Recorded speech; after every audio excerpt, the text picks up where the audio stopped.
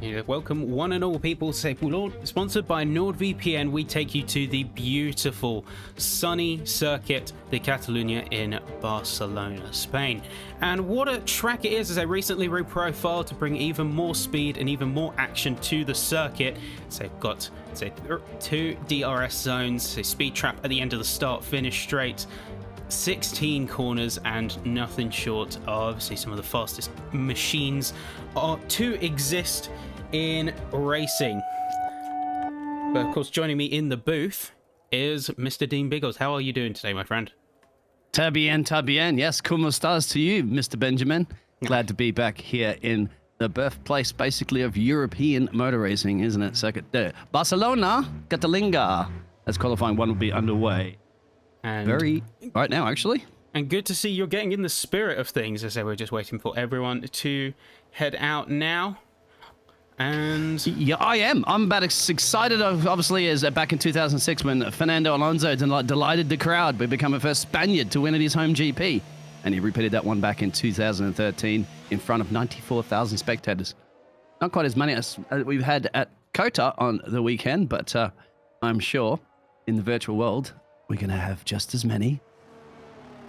And we'll have to wait and see on that one. We say looking a little bit cloudy, a little bit overcast today, which is going to certainly shake things up. I'm not sure if this is going to carry through to the later qualifying sessions and into the race, but certainly one that I would be worried about if I was maybe, say, a team engineer.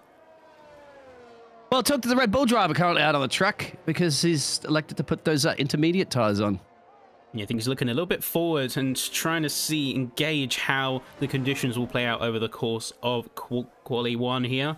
And Bilbas, the new entrance to the grid today. So filling in for a couple of the spots. We have some new faces joining the paddock with us. It's so great to have them. Great to see some new talent coming into the field. Do you have any perceptions? Of course, we've got Ian Bilbas in the Red Bull, one that I'm personally keeping an eye on. But how do you think these new drivers might shake up the competitive order? Well, that's the thing. New drivers, we don't really know. You've got Leon, Erlinghauser, also a new name on the field, as well as you mentioned there, Mr. Bilbas. So, don't know yet. Well, we'll find out after Q1, perhaps.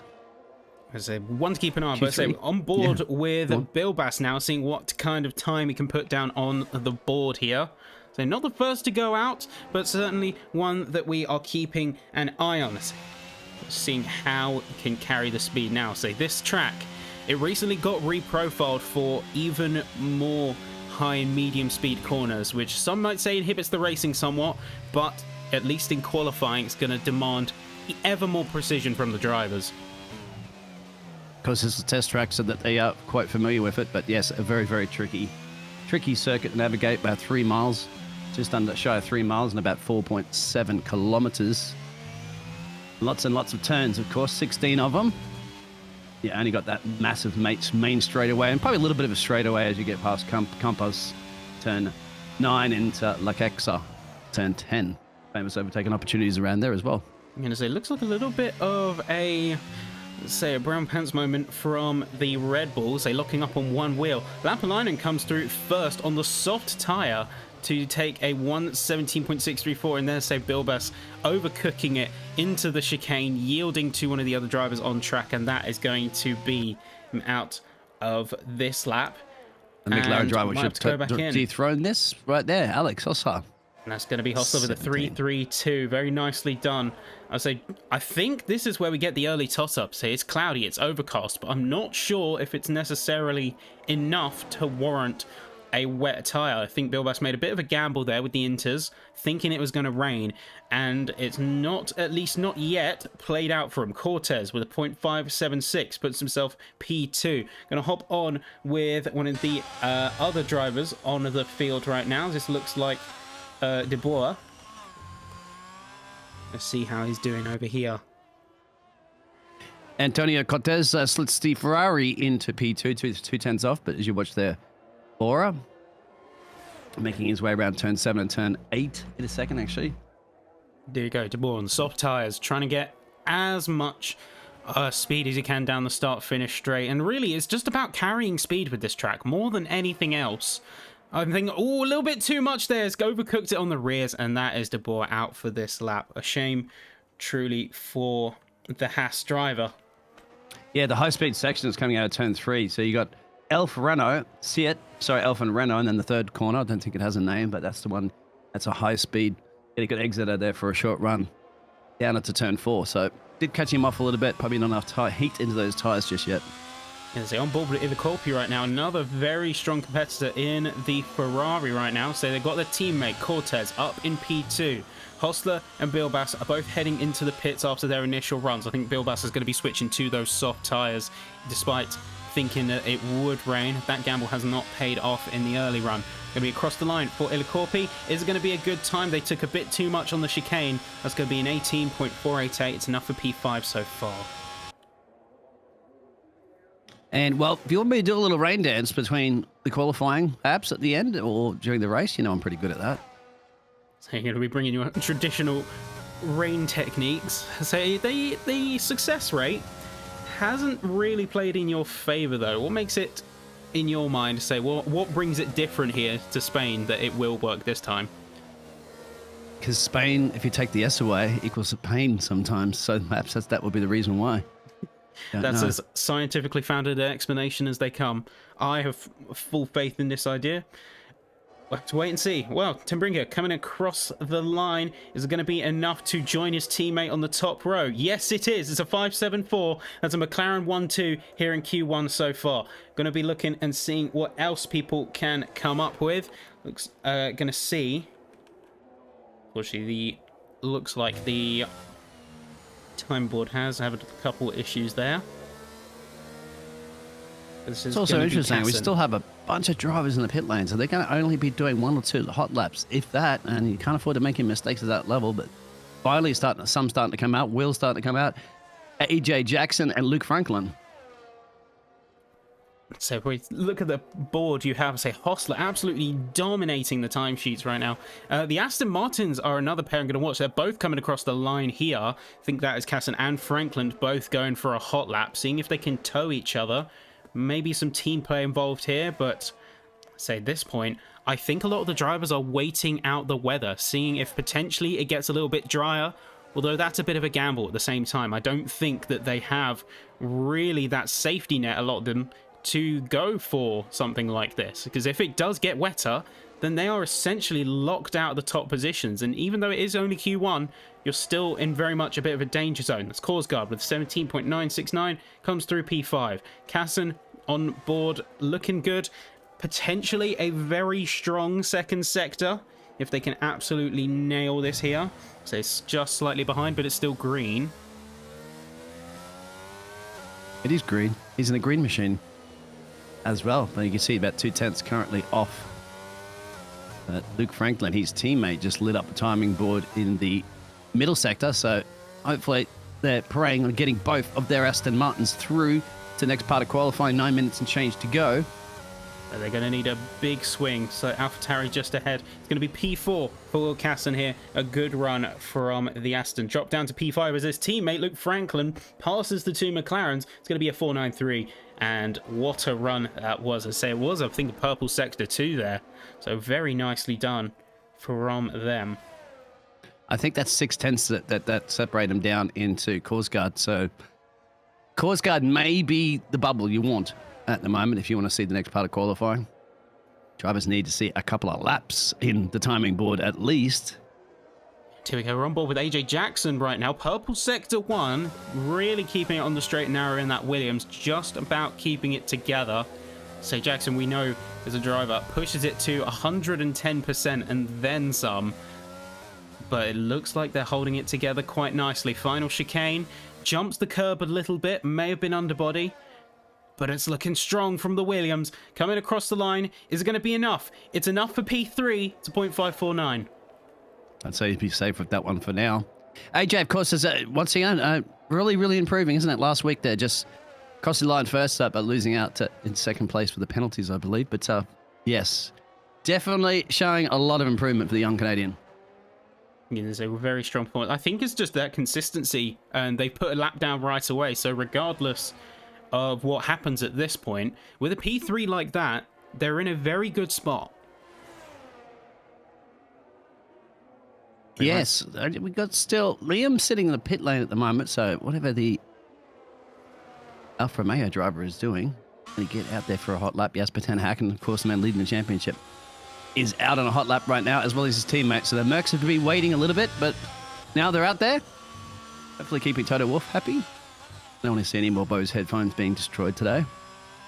I would say maybe a sponsor, but it's not a free pass, as I'm pretty sure I found out quite quickly after that one. Either way, De Boer coming across, it's only enough for P11. They are safe for the time being, but it's still a little bit closer to a danger zone than they otherwise would have liked.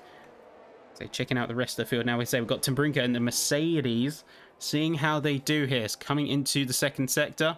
It's looking green for them, but can they hold a good pace? So that Mercedes has seen a real Benjamin, resurgence.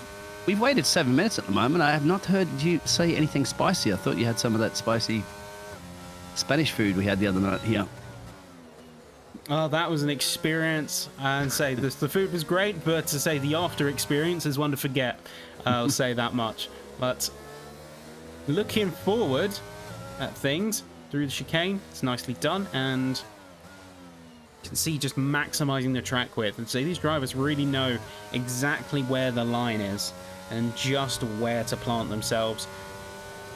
And just like that, that's going to be enough for P7 for the Silver Arrows from Tim Brinker. Can his teammate come out and match that? We'll have to see, as they are also on a flying lap right now. It looks like they're about to be coming to what was a hairpin, but since been reprofiled to be a much smoother affair. Yeah, exactly. AJ's has gone a bit quicker, but we're still obviously concerned about Jasper Ten Hacken if he can get a nice lap in without invalidating. I'm not seeing a lot of invalidation, so they are very much well behaved. And then I'm showing the blue and white flag. I mean, the real F1, of course, gets 3. And they get 3 strikes, and then the 4th one. And Jasper Ten Hacken sets Jasper Ten Hacken by 60 thousandths of a second. I'd be happy with that one for getting through the next part of qualifying. Yeah, 2 warnings, 2 black and white flags here. 3rd one, you get a penalty. In the real F1, they give him 1 more, of course. AJ steals that one away there and says, remember me from last week, Jasper Ten Hacken? Here I am. Say almost getting into the 116s. Greatly done from the Williams there. Say we saw an Alpine sideways in the background. I think that was Kloss there, overcooking it a bit on their flyer, trying to get a bit further up to the top end. Say Markham on board right now, going to see if they can bring themselves out their danger zone. It's a little bit of a wiggle. And heading into the final chicane, running a bit wide. Doesn't quite clip that apex. I was going to say, you have to remember he was listening here to us in the team radio before, so I wonder if that's throwing him off. He's actually decided not to listen to us now as he needs to focus. Ooh, up at a P14. Will that be enough? I don't know. So that's just about getting him out of the danger zone. I say it's going to be okay for the time being, I think, but you don't want to be in that threshold or nearly as close as they are right now. So we're on board back again with Cortez up in P4. Can we get an improvement from the Ferrari? It's looking like 2 yellows. I don't think so. Korsgaard, another driver on track and another driver who needs to push and get themselves a little bit away. So if you're in the 17s, I think you are on good form as far as this session goes. We've got 5 minutes to go now, and this is where we get to the chop zone. And we've had 2 drivers that couldn't get to the track in time. Traffic, of course, is bad sometimes coming in here. The second they got the Lenga, and that is Mr. Joshua and Lenny that should be joining us for the race. So I hope they get over here in time. So this Korsgaard going to go up to P8, and then in that case, you can see is in a copy on another run. Looks like they are. Oh, in fact not. Never mind. Looks like they were going for 2 recharge laps before going around again. Got Bilbas, though, coming in through to P11. So bringing some heat to the field. You need some heat, my friend, because the track temperatures are dropping a little. And this is what we were saying about the earlier runners. They managed to get a lap in while it was arguably in best conditions, or at least get that banker lap in. But the others on the track aren't necessarily so lucky. So you got a lot of them who opted to stay in for the early round of the qualifying session. So just seeing if the track improves and seeing if it gets any better. But I don't think that's played out in their favour. Top 11, 12 now, separated by half a second. That is the bubble. Anything outside of that, you've got to put another lap in, and you're going to see most of them all sit in pit lane right now and wait probably, we're just under 3 minutes. I expect you're going to see them come out in the next... Yeah, so remember, this is only Q1, though. So you can't really be too worried if you're in that position. You don't really need to be out, well, at all. Because Q1 is just about getting over the start line. It's only in Q2 and Q3 you need to worry about pushing to the very end. So I think a lot of the top 10 drivers are just sort of sitting very happy there. Well, out there was a question asked about the lap timer to mod to work. Whether or not he's tried it just doesn't quite work. Benjamin has got it hooked up. And, yeah, that's something that Benjamin takes care of. Courtesy, of course, of the Formula One Association. That's something else. But, yeah, good work out there for the graphics department there for Benjamin, as well as your commentating once again. 2 minutes now left of quality Q1, and you'd expect those drivers from P13 downwards to get out there and try to put it in a better lap in. Yeah, so certainly an exercise. Trying to juggle everything is no easy task, but we make it work. So on board with Kloss now, seeing how they handle the first sector. Franklin, Casson, and Hostler all leaving the session, being happy with their progress, opting to save what resources they have for Q2 and Q3. I think it's a smart move. They don't need to push any harder. Cortez following suit. Illicorpi up in P6 might be soon to do the same. Everyone else in that field, and there we go. That is the second Ferrari retiring out, ready for Q2. But everyone is just sort of priming themselves for that session there. Yeah, they put up those little boards there and just cover off the garage there whilst they wait. They prepare the car for the Q2 session. A new name out there, well, is Luke Binky. We'll get that right one day. He's got up into P11. Now, what about... Oh, there it is. So Leon Erlinghauser did push up into P8. So for his debut drive. So that's pretty good to get to Q2. Yeah, so in terms of debuts, it's looking good, say, for both Bilbas and Erlinghauser.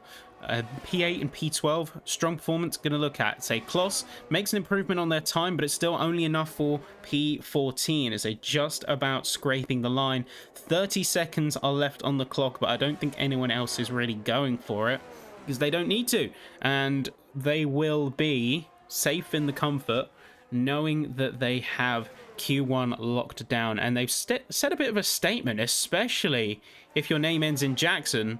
What a statement to make just in Q1. Oh, Bjorn De Boer gets up into P14 for the Haas. That was a last-minute push to get into the 6/10 club behind AJ's time. Liam's on a flyer now, so it's up to Liam as well, Liam Markin.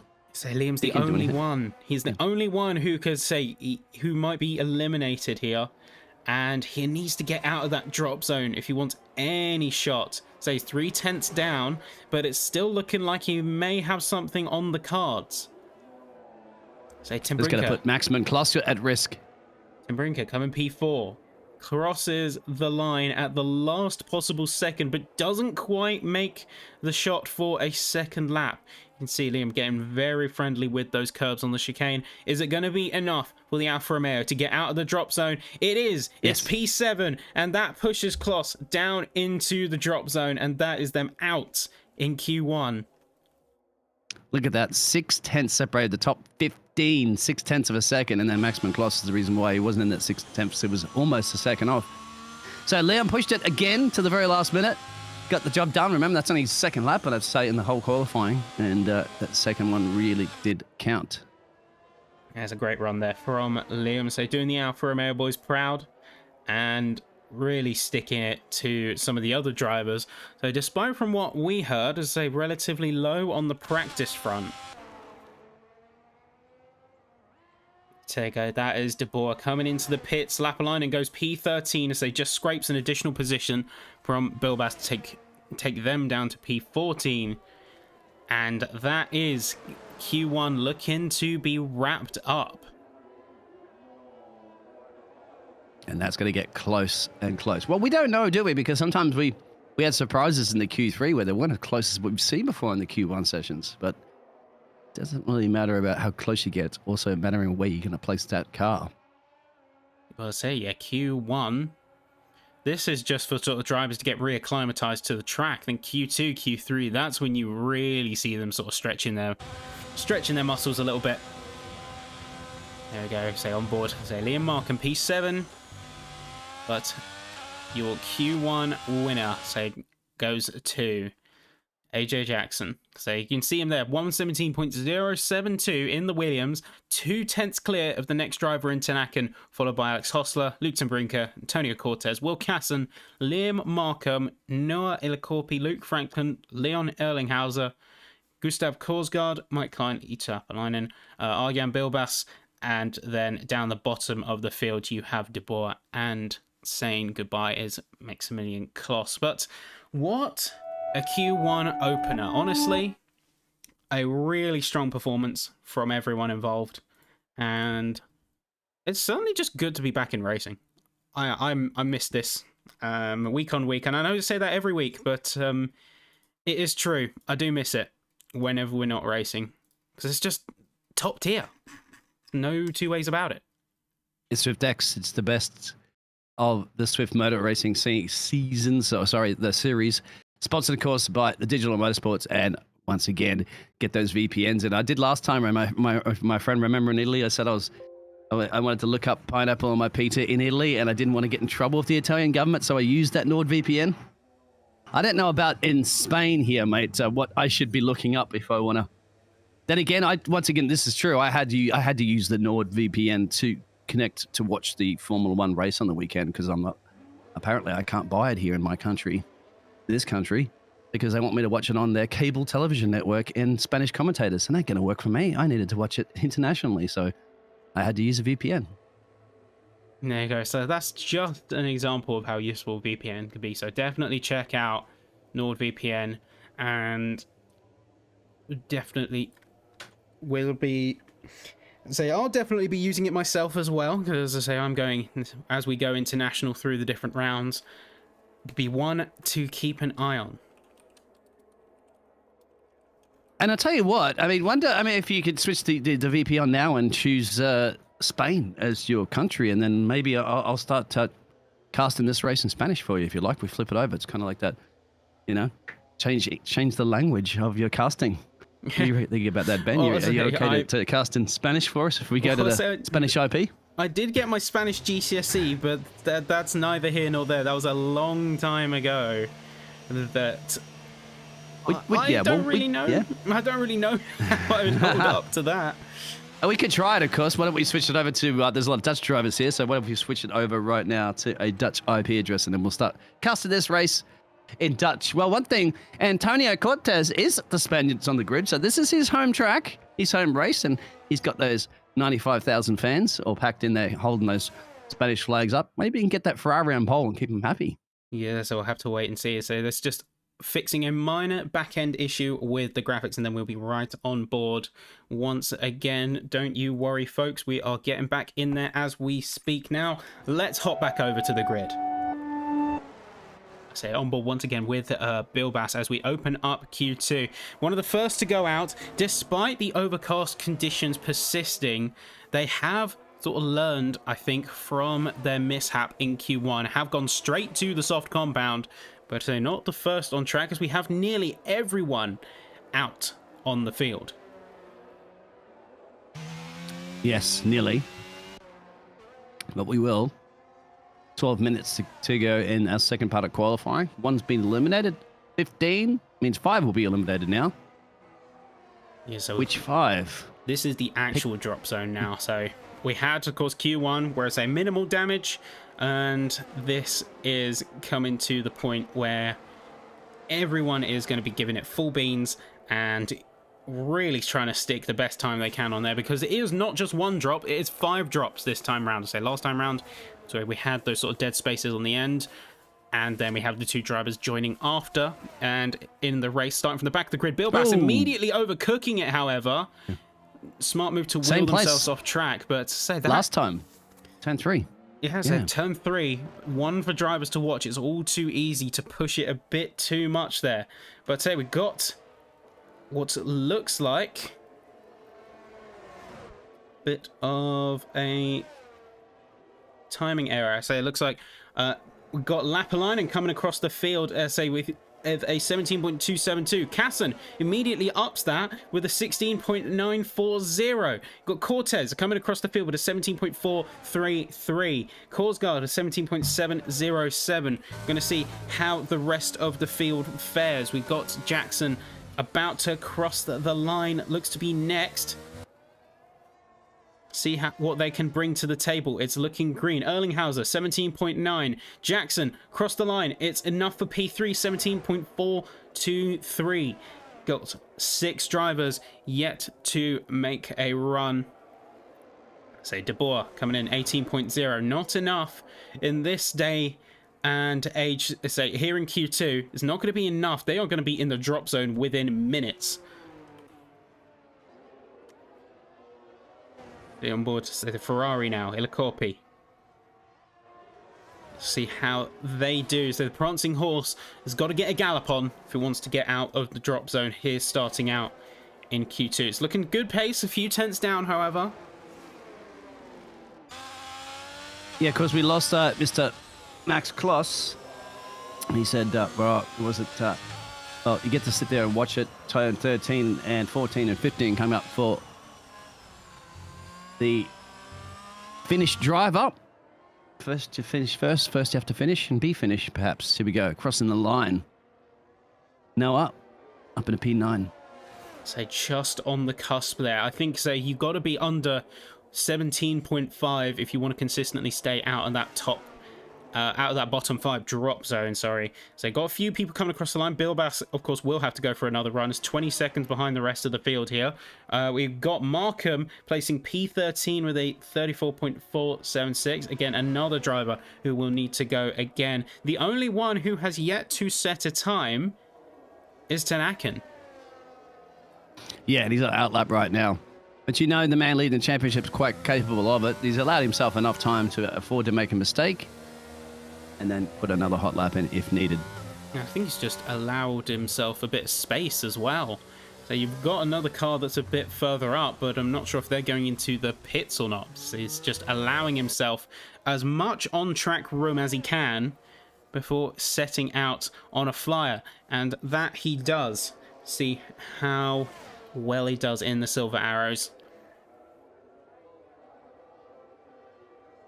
The 22 flat first sector, and that's quite good. It's on the money. It's just shy off the quickest. But you don't need to be the quickest in Q2. You just need to have a good time to get through to Q1. That's where you need to be the quickest. Yes, for Tenhaken now. I say Tenhaken is a 10th behind Hostler, but is otherwise on good form. So yeah, Q3, it's just about getting a solid time down for the big flyers. Oh, getting very squirrely. A bit of fishtailing coming out into, say, the sort of downhill section. You got to be careful of that. So being too eager on the throttle is an absolute run killer, especially in these cars. The important part now into sector 3, the technical part of the corner. A little bit of heavy braking, spot the apex and swing it all the way around, and the corner tightens again, and you got all of a sudden off camper, flip it around 12, I mean, right here. A little bit of a straightaway. This is almost a 90-degree corner right there. That's how it catches you off, and then a downhill, and then a series of S's here. Go to the left or to the right, and then get on the power, hug that apex on the inside, and then DRS activated, cross the line. What will the time be from Jasper Tenhaken up in a P3? It's great stuff there. 0.144. That's going to be putting him in a good safety net if he wants to make sure that he's out and in the clear. Say Casson going to get into the pits and is going to retire. I think he's very confident in that sub 17 to the fact they will stay into Q3. Really seeing a lot of the confidence of drivers as a little bit of bravado even coming out to play. I'd have to say, but a 16, the only man in 16s, yeah, I would be okay with that one. Yeah, it's not like it's unfounded, of course, to say putting in a time like that just means that, well, say you have done exactly what you needed to do, and really, you've sort of set the bar for yourself for Q3 at this stage. So I would not be worried if I was in that Aston's position. Bilbas coming across the line. We're going to see how they do on their flying lap. A flying lap they absolutely need right now, because as it stands, they're 20 seconds behind the next driver. Yeah, Bill Bill Bass, one of the new names in here, but I think he'd be confident because that's not obviously a competitive lap that he's done. Liam, once again, maybe very much Liam Markin leaving this to the last of the late qualifiers. And beyond De Boer. And there's our other new name on the grid there, currently in P12 on the bubble. There's Erlinghaus. Oh, and there's Bill Bass again, overcooking it. Just say coming down. That downhill has been lethal. It's almost claimed 2 drivers now. Claimed 1.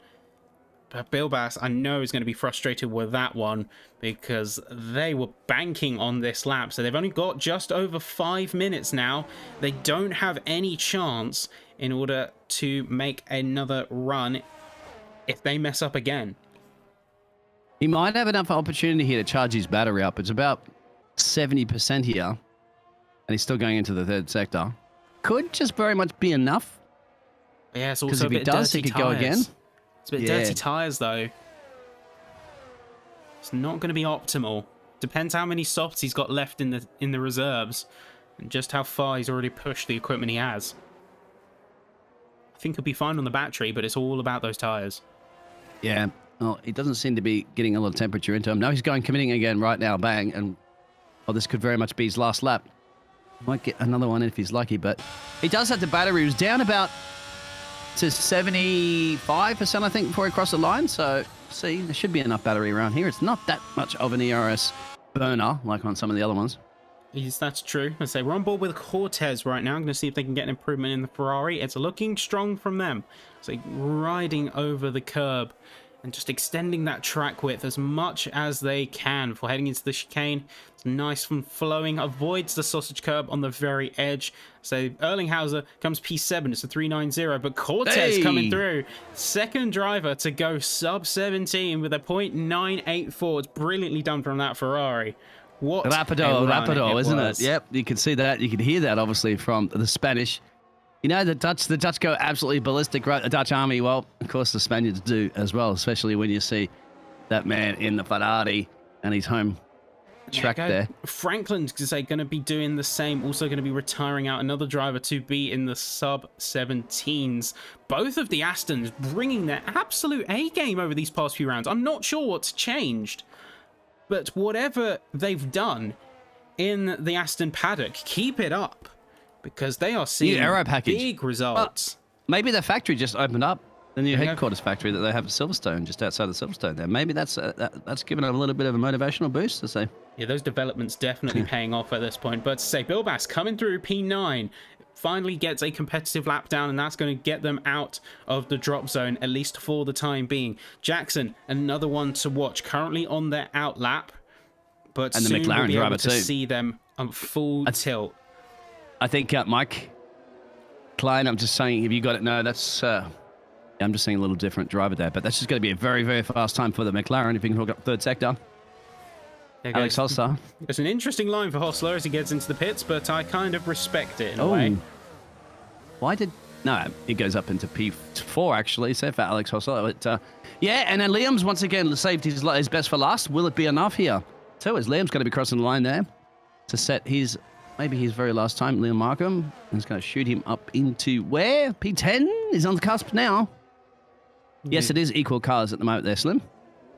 Yes, it's 0.404. Yes, a 0.404 safety margin not found. He's still on the very cusp of the drop zone, so I would not be resting on my laurels if I was that Alfa Romeo. A lot of drivers are still going on competitive runs. Drivers like De Boer, who is soon going to be running out of there. As well as, I say, you've got Bill Bass, who is going to be going for a return journey. And then Korsgaard, Ilakorpi, and Tim Brinker all going to be bringing their absolute A-game very shortly, so I would not count any of them out.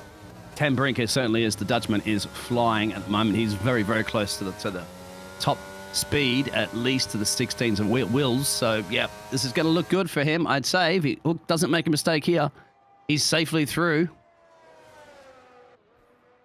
There he goes to Brinker. Can he get an improvement out of this one? It's going to be a big improvement. That's going to be P7 for the Mercedes. Liam Markham back in the drop zone.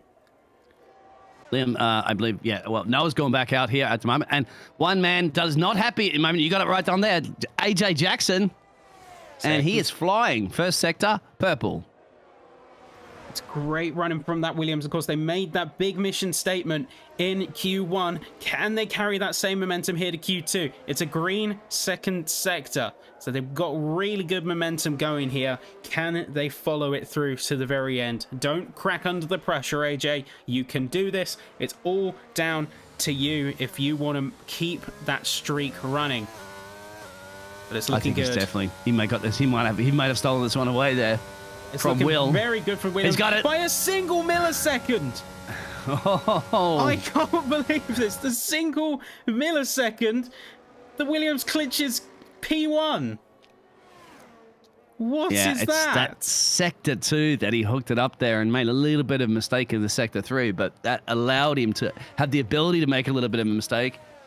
What? Setting the statement once again here, that? and yeah, now it's pushed obviously. Well, our new driver there of Erling Hauser down into the drop zone. Liam down the drop zone. We also have our other new driver down in the drop zone. So, Bill.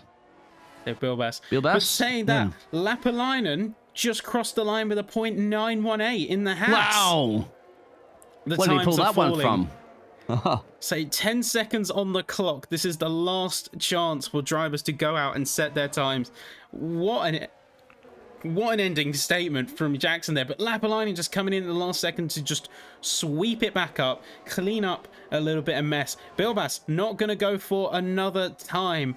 That is going to be them out here in Q2. Just a question out there, Slim. It's not that much.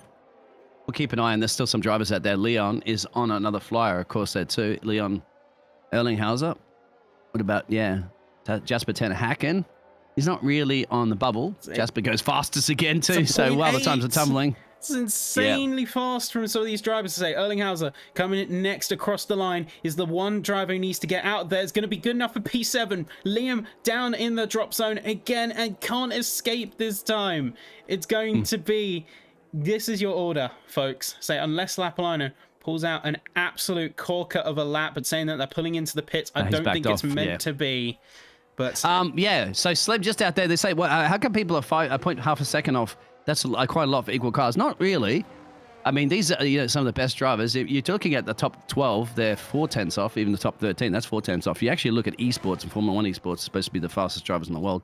They're about 2/10 off each other, and they're the best of the best. So, yes, these are good times, and they're very, very close because it's just you've got a lot of corners. Remember, 16 of them, and make a tiniest little mistake, and that's it. They're close. They're quicker than what they are in Formula 1, but here we go. Well, they say brilliantly run from all the drivers, but CSA leading the charge with a 0.8, to say 116.800 is going to be Jasper Ten Hacken, followed by Eetu Lapalainen, and then AJ Jackson and Will Casson being separated by a single millisecond here on the field. And then rounding off your top 10 heading into your Q3 session, we have Antonio Cortez, Luke Frankland, Leon Erlinghauser, a debut driver with this race and already into Q3. What a performance from them. And you have Mike Klein, Alex Hostler, and Bjorn de Boer rounding out your top 10. And what... Wow. Okay, yeah. Can we just appreciate the fact that a single millisecond... I'm still not over it. I'm still not over it. A single millisecond between two drivers. I've seen tied times before. In a few occasions, actually, this year, believe it or not, I've seen it a few tied, but yeah. And then, of course, if it comes down to the identical lap time that they then go for who sets it first would be the one that gets it. But it gets to show to those times of tumbling at the moment. We're going to get many 16s now. But the final part of qualifying, which is coming up right now, that rain dance that I hadn't been doing, I don't think it's going to come at the moment there for the qualifying for you, Ben, but who knows if I get that rain dance out there for the race, perhaps. Have to wait and see. I mean, I'm gonna have to I'm semi-praying that rain doesn't come, purely because I've been an absolute fan of the level of, well, say the level of precision, the level of tightness of the field, and that's something you can't replicate nearly as well. So of course the rain is a skill check, I'm not denying such. The rain is absolutely a skill check, but you don't see nearly as tight of a racing as you can get in the dry. Well, how about if we do this? How about if I do it towards the end of a race or something like that? If they start spreading apart a little bit towards the end of the race, then I'll do a rain dance and we'll bring them in a bit closer. But at the start, yeah, I'd love a start to be dry, as you said, because that's going to be bumping and grinding racing, won't it? wheel-to-wheel action for sure. We've seen it all season long with these gladiators, and we're going to see it again tonight for sure. Yeah, that is one thing I'm looking forward to, is just seeing how much the drivers are willing to push and willing to battle, because there's a few sort of flashpoints you get on this track. So you've got, of course, the start finish straight. A lot of moves are going to be made through there before heading into, let's say, the first complex. But you got to get a move done before that. We don't really see people hanging around the outside, especially if they like turns 3 and 4. It's a real test of bravery if you want to get a move like done around there.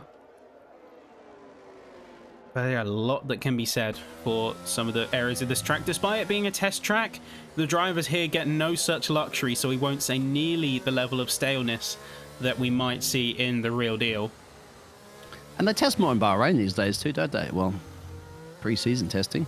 I genuinely think we should still... I'm still of the opinion that we should have non-calendar tracks as testing tracks. I mean, look, there's so many brilliant tracks that the calendar let's throw them up utilize. at Brands Hatch or you know, any of those. Obviously, the American tracks, of course, that's actually been better, isn't it, too, for the fans in the United States, which we all know are massively increasing there. Do some pre-season testing at some of those fantastic tracks in the United States. I think that would be probably the way to go, and it gives the local fans too an opportunity of coming and watching the Formula One cars. And there's so many angles you can look at that from, though. There's a saying that yes, everyone talks about with the French Grand Prix, before we had some of the amazing action that we saw in recent years, everyone was saying go to Magny-Cours, but why not have Magny-Cours back as a testing venue?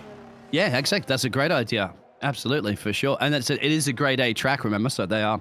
Yes, it is an grade FIA 1 grade track. 1.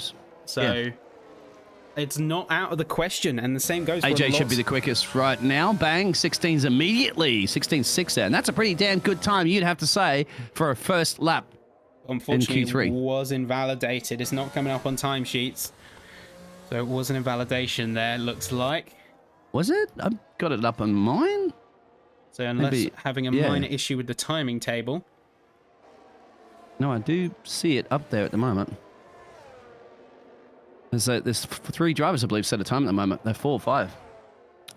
Alex has just come across a line there, but at 32. So we have AJ Casson and Luke Franklin now in the 16 clubs, as well as, the McLaren driver, if you get that sorted out there in a second. That should be good there. Benjamin. So it's okay. You still have 8 minutes and change to go for qualifying. Yeah, they're just trying to get these issues resolved. Might have to hop back and see what is going on here. Or failing That's that. all right. Yeah, I'll keep you updated with that. So yeah, you're still not getting the times showing up currently at the moment, but they are setting them, my friend. Just to let you know, AJ has the quickest there. So that order is correct. You see up there, you just don't see the times, but the names are where they're supposed to be. Yeah, so well, we're sort of playing a little bit by ear for the time being. Let's say we have Mike Klein, not to Brinker, on board with now. And to say, heading into the pits. Oh, it is Mike Klein, isn't it? Because I was getting confused. It's showing up as Mike Klein on my screen. Who is it? Yeah, everyone's already gone for their initial runs and is already heading back into the pits. Well, apart from Jasper and E2, Lapalainen, they haven't set a time yet. Now, Lapalainen is on a flying lap, so you check that driver out, P9 there. That's you got it right on cue. So he is yet to set a time, and he's just wiggling a little bit on his cars, get some temperature into it, or he's acknowledging that we are listening to him and paying attention.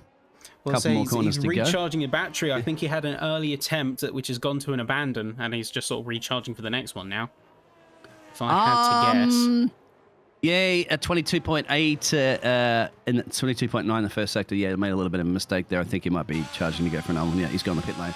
Jasper Ten Hacken now, yet to set a time, but on his first flying lap for this qualifying session. Let's see how they do. So another consistent performer around the top end of the field. So we don't have the time showing up, unfortunately, but regardless, we can still deliver on the racing action. Yeah, you can ask us if you want. We'll tell you what the times are. AJ quickest at the moment, 16.648. So all the way down to, well, it's 3/10 that separate the top 6, put it that way. And we're still yet to see Jasper's time come in. for Lapalainen's time. Jasper Ten Hacker now. Final corner coming up now. Let's see what the current Drivers' Champion can do for his first lap of qualifying in Q3. Bang, P2. That's 63 thousandths of a second off Mr. AJ's time, but still not beating AJ at the moment. And the rest of the drivers are all going to go on the pit lane right now. Jasper will go on the pit lane. So that's it. So they're going to sit in the pit lane. They're going to give Benjamin a few minutes to sort it out. We have 5 minutes, so that's plenty of time. We can get that timing sorted out for you. Welcome everybody in the chat, of course. And if you're having any issues watching the streams and stuff like that, or if your YouTube is blocked in your country or something like that, make sure you use the NordVPN. We'll get you past that, no problemo. As well as the NordVPN can fix those issues. So you get a ton of more movie databases and stuff like that when you load up your Netflix or any of those channels. Even YouTube, you're going to get a whole bunch of different material there if you change your VPN. There it is. And I believe we have the timing all sorted out there. Yep, everything is now fixed. Apologies for the wait. But there we are. We are back on form now. You can finally predictions for pole. E2, says Max. Max Kloss, who unfortunately went out in the first session, but Maxi gets to relax and stretch his legs there and prepare for the race itself, because, you know, there's no qualifying, no points for qualifying. But you're going to have a bit of work to do, my friend, from the back of the field, but it'll be a long race, and that's one I wanted to actually ask you, Max. What are you thinking about for tyres? Then again, we don't know yet if it's going to be a rain race or whatever. But if it's a dry race, mate, what would you choose for your strategy? That's a good question. I think the strategy is going to play a lot of a factor. I think it's going to play a big factor in how this race is decided, purely because, say, we've got a lot of high and medium speed. So there's not really any harsh braking zones. I mean, the one hairpin you had did get reprofiled. So I think the strategy is where more of the race is going to be decided, maybe than a lot of other tracks. Well, we just heard from Max Kloss that he's going to like to go to the hards there and chill. I like that. Chill. Chill's not an easy thing to do in a motor car, a Formula One car at in excess of 320 odd kilometers an hour, which is the maximum you get around here. But I like that. Chill. Yep. Gonna chill your way through, and maybe the alternative strategies could get you the nice undercut there and gain a few positions. Safety cars, of course, can throw a spanner in the mix. We're down to 3 minutes now there. Most of them are out on track. We saw about half on track, half still in the pit lane. And they're getting their tyres warmed up. And who would you like to go to? It looks like Alex Hostler. Yep. So we've got Hostler on a flyer now. And that may almost seem nonchalant, but really it's a fair testament to the sort of mental game at play for the drivers. Because if you are getting overly worked up about the race at hand and letting the pressure get to you, then you're not focusing on driving. You're focusing on panicking. And while that may sound a bit backwards and say, well, I'm not focusing on panicking, I'm trying to stop panicking. That's exactly what I mean. If you go in there with a chill mindset, say like going the hards, looks like Hostler abandoned his lap there. So we're going to be hopping on instead. The Ferrari driver. Cortez in the Ferrari. Yeah. Local Spaniard, of course, and hear the cheers as he goes around the grandstands. Well, his first sector time we haven't quite got yet, because he has not got the first sector. But yeah, he said, oh, and there's well, he's going to live to see another day, but that's he's got to get back into the pit lane quickly now. I'm not quite sure there's going to be enough time. So that's going to just about be enough time, but only if he stays out. He's not going to be able to fit in an additional pit stop, I don't think, as well. He's lucky he did it the first sector, so he can have enough time to charge his battery. As you said about don't panic, of course, that's in the Hitchhiker's Guide to the Galaxy, isn't it, on the back there? So that's why you don't throw in the towel and you don't panic. Yeah, because you're the first to make a mistake is the first to fail. And it is a case of once you have started making mistakes and you start dwelling on them, you just continue to make them. There's no sidestepping that. So you've got to pull yourself out of that headspace fast. Or if you let yourself dwell in there, you are just setting yourself up to make more and more failures. E2 lap line, apparently. Hatu said that E2's strategy would be starting on softs and boxing in pit 2, about lap 2. I'm not quite sure that would be a wise strategy, but everybody's bunched up pretty close. You'll go from wherever to last. But it could bring the fastest lap. which might be a vital point swing if they're in a fight. But that's going to be Lappalainen, say, focusing on the final lap. Not really happy with their run just now.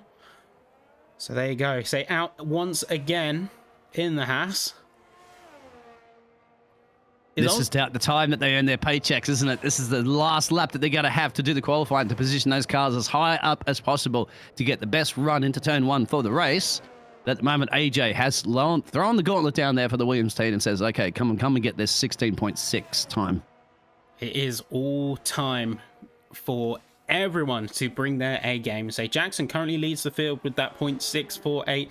Tanakan just a bit further behind, and then Will Casson is in the third spot. Checkered flag AJ falls. just set a purple. It's in sector 2 as well. So the checkered flag falls, and now this is crunch time. Looks like Lappalainen, though, is on the recharge. Don't know what's gone on, but he's had an absolutely terrible session. AJ goes faster, 2/10, but also keep an eye out for Will Casson. Will Casson. Sorry, Jasper 10. No, Will Casson. No, there it is. Just all going on the place at the moment. What's happened? Will's gone to pole. The Aston Martin stole it away from AJ by 2/10. It's all kicked off suddenly. You got Casson with the 0.244. AJ jumps in with, I think, say, the 0.477, and then Franklin in the 0.6s. But now Cortez out for the running 2. That is going to be Q3 coming to an end. And what an electrifying finish it was. And so there you go. Yeah, look at that. Go ahead, please. I say your final order then, ladies and gentlemen. Will Casson takes a surprise win in Q3 with a 0.244 in that Aston Martin, with their teammate Luke Franklin in P4 with a 0.657. It's a brilliant performance from the two of them. Passing the two, you have AJ Jackson and Jasper Ten Hacken in the Williams and the Mercedes. So like two birds of a feather, two engines of a team. And coming down the field, you have Antonio Cortez, Leon Erlinghausen in P6, Alex Hostler P7, Mike Klein P8, Bjorn de Boer in P9, and then the second Haas of E2 Lappalainen down in P10.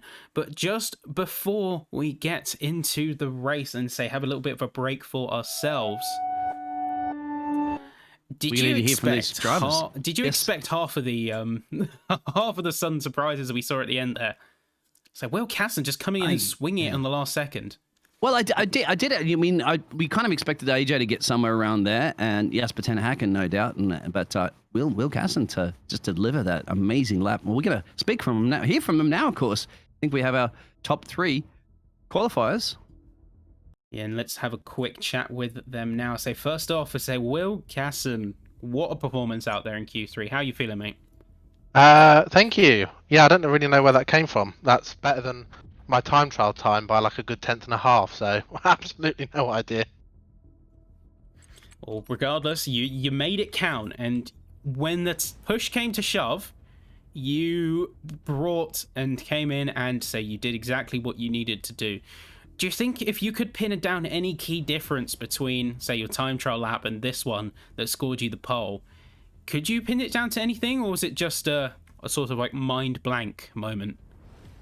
Very much a mind blank moment. I knew I was on for a good lap because I was about 3/10 up on my other one during sector 2. But it was almost going through every corner, just expecting the rear to step out on me to end up in a wall. So, yeah, I don't really know how that didn't happen, to be fair. So, yeah. Well, good. Yeah, it's good to Aston Martin's as what Benjamin has been saying, have been putting in a really good performance out of the factory in this last as we go into round obviously 11 now. So keep it up, and they're going to deliver now. So no points for qualifying, but points definitely for the race, and you're going to have that first opportunity to turn 1 alongside with AJ. So good luck on that, my friend. Thank you, boys. Cheers. Yeah, so brilliantly done. And yeah, rest time, I think. So get yourself primed. There we go. Speaking of, another strong performer here in qualifying, and I think, Dean, if you want to sort of lead the conversation as this one, you have a bit of an affinity for this driver, but AJ Jackson, what a drive today. Thanks, man. Thanks. Shout out to Will, because that lap came out of nowhere. That surprised me, and that surprised even Jasper. So, like, that That's crazy, bro. Holy. And AJ, you're going to pull off some of this magic you did last week now. And we know that you have severely improved in this. And touch wood, once again, no technical issues. So we'll show you that you're going to be able to deliver. Are you going to be nervous going to turn one and tire strategies and weather as well that we're not aware of? What's going to happen? I'm always gonna be nervous. That's always me. I don't know why. I'm confident during quali, and then in a race, I kind of like get it anxiety. But no, I think I'm gonna try to hold it together. I'm gonna try to fight the guys at top. I'm hoping for another podium. Hopefully another win. So yeah. Excellent.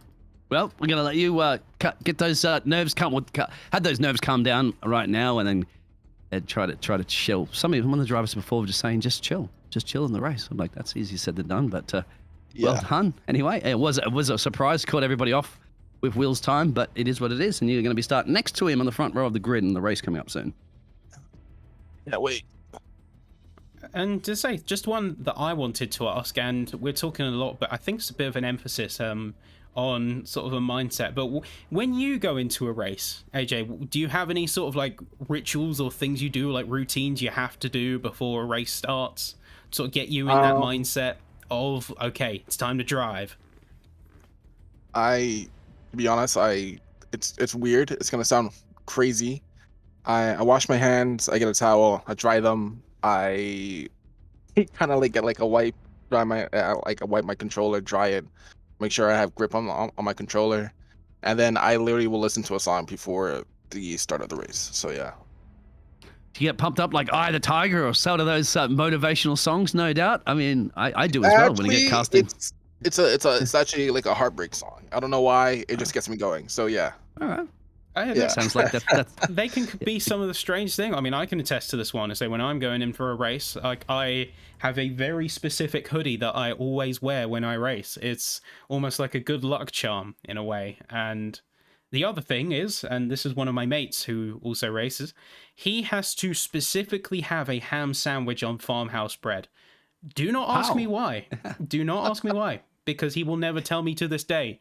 All that he tells me is that if he has this sandwich, he's in the mindset to race and he does well. But that's just how it works. That's sometimes just This how is it a great works. question for everybody out there in the chat as well, please. It is a great question because I'm sure everybody has these little rituals, don't they? These little things that everybody does, like lucky charms and things like that. Yes, so please let us know out in the chat there what yours is, if you have one. Sounds like everybody does have one, so... Yeah, well, AJ, that's obviously working. Maybe a sandwich. And anyway, I'm going to crank up a bit of music there, clean the controller off, of course, from the sweat and things like that, and get ready. And once again, remember, everybody, AJ is on controller, so that's pretty much like an extra temp gained just for that ability. But yeah. Good luck for the race, my friend. Thanks, man. All right. And then, Benjamin, I think we're going to have to speak to, obviously, the third place man. Yeah, so quickly, so let's quickly have a chat to say with another very strong driver, and to say one that has been consistently bringing it to the top end of the field, the sharp end. Jesper Tenaker. And so how are you feeling with your quali today, mate? I think P3 is not exactly what I've been hoping for, to be honest, when we started. But if I see the lap from Will, I think it's the best we could do. He's so far off. I don't know where I lose the time, but I think it's okay. He said it, you say one thing that he said is that it almost felt like his mind blanked, like he switched off.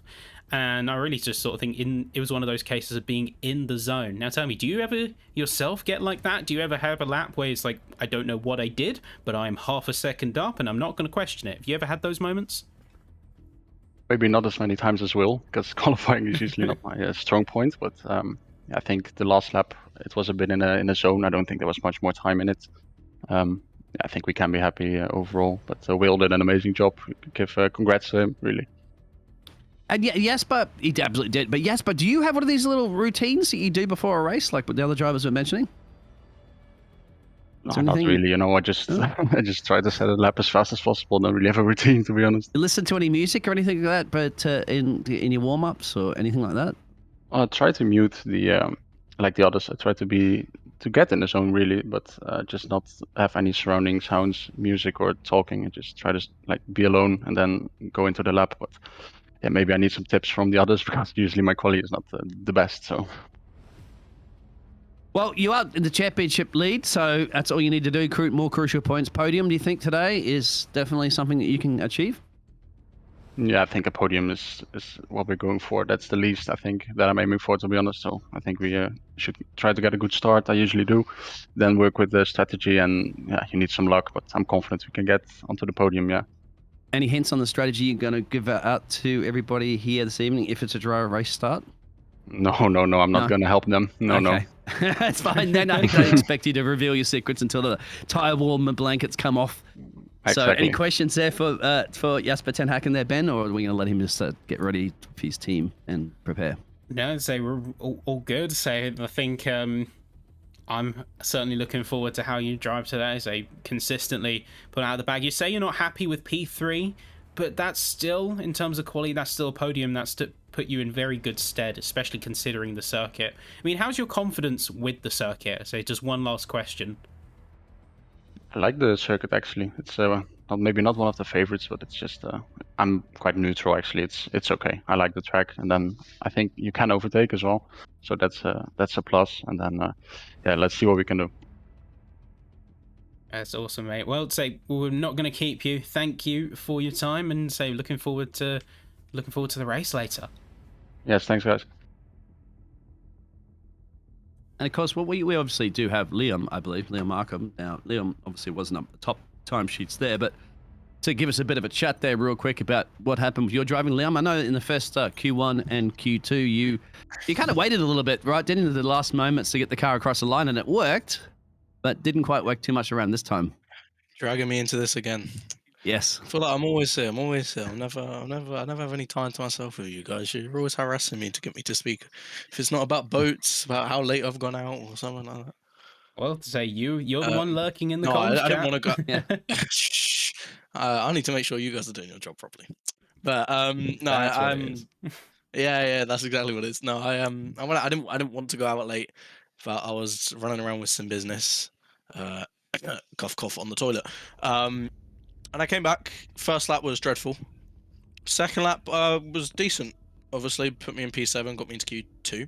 Then on Q2, my first lap was on like 15% tires, so terrible. Then I pitted, came back out on fresh tires, did my first lap. Going into the last turn, I messed up. So I ended up going again. I ended up doing a cool down lap and then going again, which obviously at that point I'm now on bad tires. I'm on worn tires. I did improve on my final lap by 2 attempts. It would have been more had it been fresh tires. It put me in P10, but then obviously Leon put himself higher than me, so I was like P11. Excellent. And a real quick question to that before we let you go is the tires. So how terrible or good is this track on tires? You said that was a key thing. You weren't softs, but is it punishing?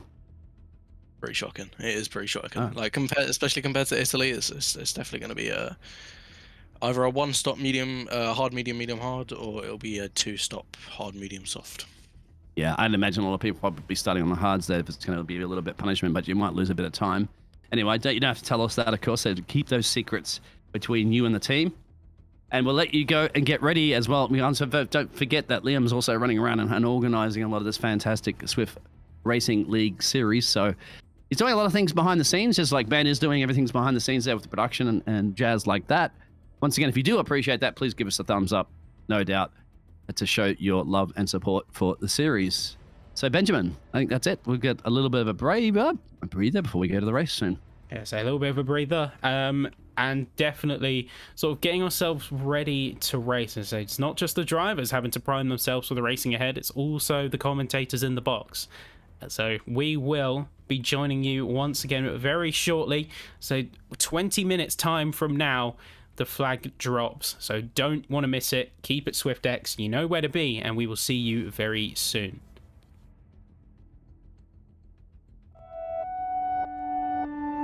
One, two, three, four, five. The track is live and we are away. So Will Casson getting another electrifying start. It's going to be a good one for Cook as well, getting a really good getaway on those soft tires.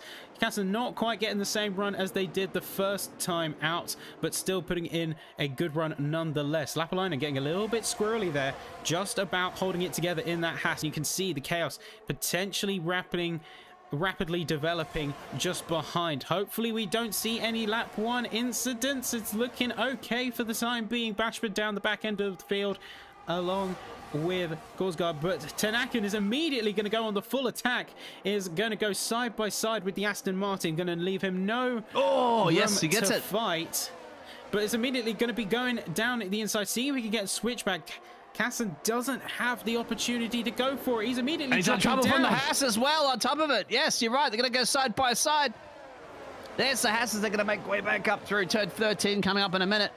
And all of a sudden, Will's dropped a couple of places there. E2 now into P2. That everybody else has actually did manage to get through safely.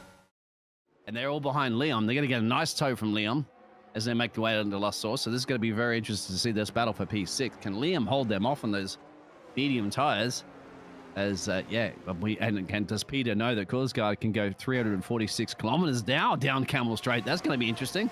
He has a speed record there for sure, and say Locke is already feeling the pressure. We saw them having a little bit of a lock-up on the inside tyre heading into the source here, but they have got very close to the back of the Alfa Romeo. They're going to have the run. They're going to be pushing full overtake, full beans, just like that down the Camel Straight. That's going to be them up into P6. Can they hold it, though? That is the question. They have the run, but do they have dominance and full control of the position? I don't think that Liam is going to go for a return strike just yet, but Locke really had a good run there. Already built a bit of a gap around the other two.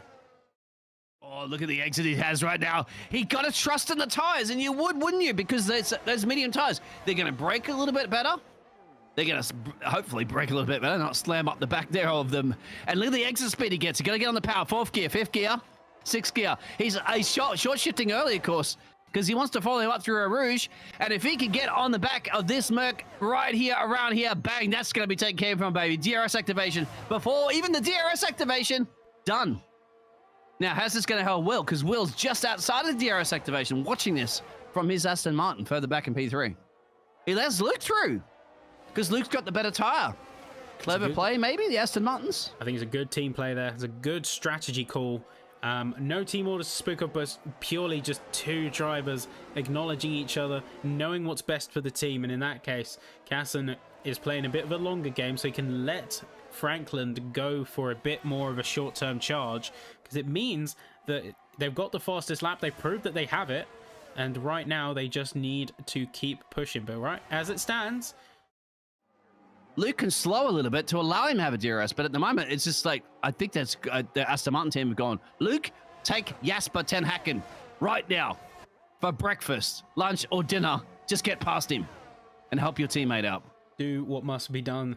And right now, Franklin's got a little bit of a speed advantage. They both got the DRS, but still, Luke's going to have a much stronger toe as well. It's going to be about 10 kilometers an hour in it. He's going to go weaving left, right, left, right. Going to be poking his nose out, coming down the Camel Straight. Not going to be enough just yet, but he's still going to keep that pressure on regardless in that Aston Martin. He's really not going to give the Silver Arrows absolutely an inch. They both may have British bases, but by no means does that make them best pals. They're going to be pushing and heading down into Puon. Looks like Franklin has the superior resource. Hacken getting a very good getaway, but it's not going to be enough. You can see, and Franklin can also see quite well. They're on the recharge. They're on the back foot. Casson, though, getting a time penalty. He's going to have to fight that one back up.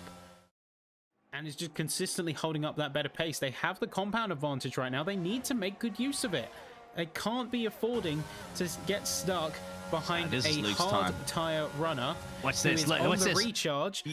Jasper's got nothing in the tank here. Aston Martin's he's gonna have to commit to somewhere right now. He cannot go back on the racing line. And Luke's gonna rely on his medium tyres to break that car a little bit earlier and get the job done and move his way up into P2. There it is. And now it's up to Will whether or not he can try to burn some energy there and break that DRS, because he's down 1.4 seconds down the road. Luke is thinking about number one right now. Luke's still in a precarious position, though, because he has got those medium tyres to contend with. And this is what it all comes down to. Lapalainen's on the recharge now and trying to defend. You can see it goes on the inside. Franklin goes around the outside, swings it round, has the superior speed, and just like that, he's up into P1. Yeah, and in P1 with a +3 advantage as well. Remember that? So looking good, looking strong. And now, if he can just maintain the lead and get away and pull away, he's then going to have to think about how can I possibly help my teammate there so we can get a 1-2 for Aston Martin. That's going to be key. If Kassan didn't fumble the start as he dropped down to 3rd place on that first lap, remember, if he didn't happen, we very likely would be seeing an Aston Martin on the top. We're seeing a full safety car, but oh no, that's a very late safety car. So that, oh wow, that's because it was an accident. I think there was a car stopped on track, and that was, I think I'm looking at, that's a Ferrari. Oh no, that's Noah. Noah is out of this race, and now a late safety car equals no more DRS available. That's it. Forget it. The button now does not function on your steering wheel. You got a sprint race to the end. We should get 2 laps, mate. That's it. So we'll have 1 under a safety car, and then it'll be green flag conditions again. Well, what a way to spice this up. They're going to get even closer now. It's a How much of an opportunity? And they're all boxing the softs.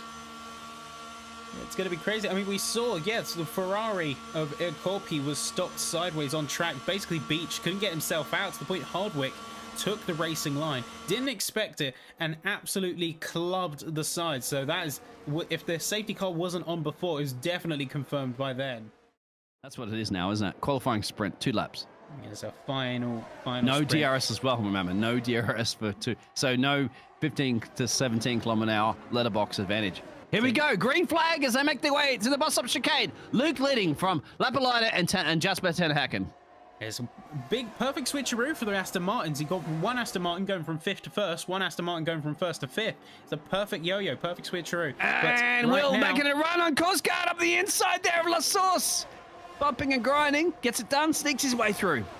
So just about holding it together. Both of them coming together, coming out of La Source, but they're going to have to be continuing to push as they cannot take this one lying down. Kassan's got the position, but just like that, CosAnimeDesigns is going to go for the return strike. They're going to be side by side down the Campbell Straight, neck and neck.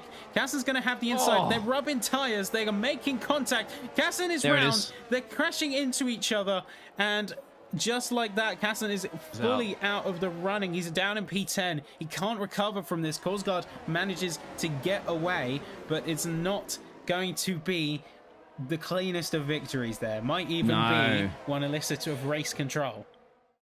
Everyone is racing their own race for their own pride, for their own wins. But speaking of wins, despite everyone's best efforts, it's going to be Luke Franklin. Despite a final big lockup, say sending it home, it's going to be Luke Franklin taking the checkered flag, winning the Belgian Grand Prix. And what a showing it was, as they could not be stopped, did not put a foot wrong. What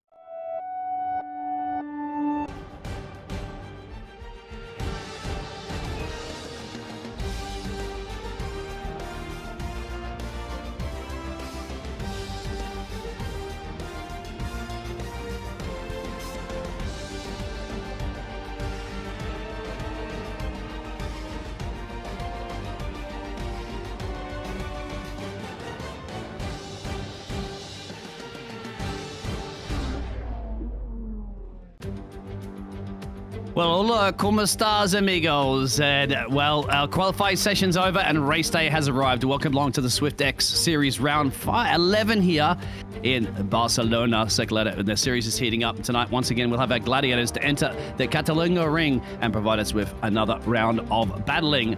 I am the Biggles, and once again, to bring some more of that thunder. Well, I am going to bring some thunder from down under, but of course, joining me in the virtual booth will be Mr. Benjamin. But before we go over the grid, tire wears high, meaning pit stops are frequent, and this circuit's variable layouts with a solid combination of power, handling, and aerodynamics. And the majority of this race wins by pole.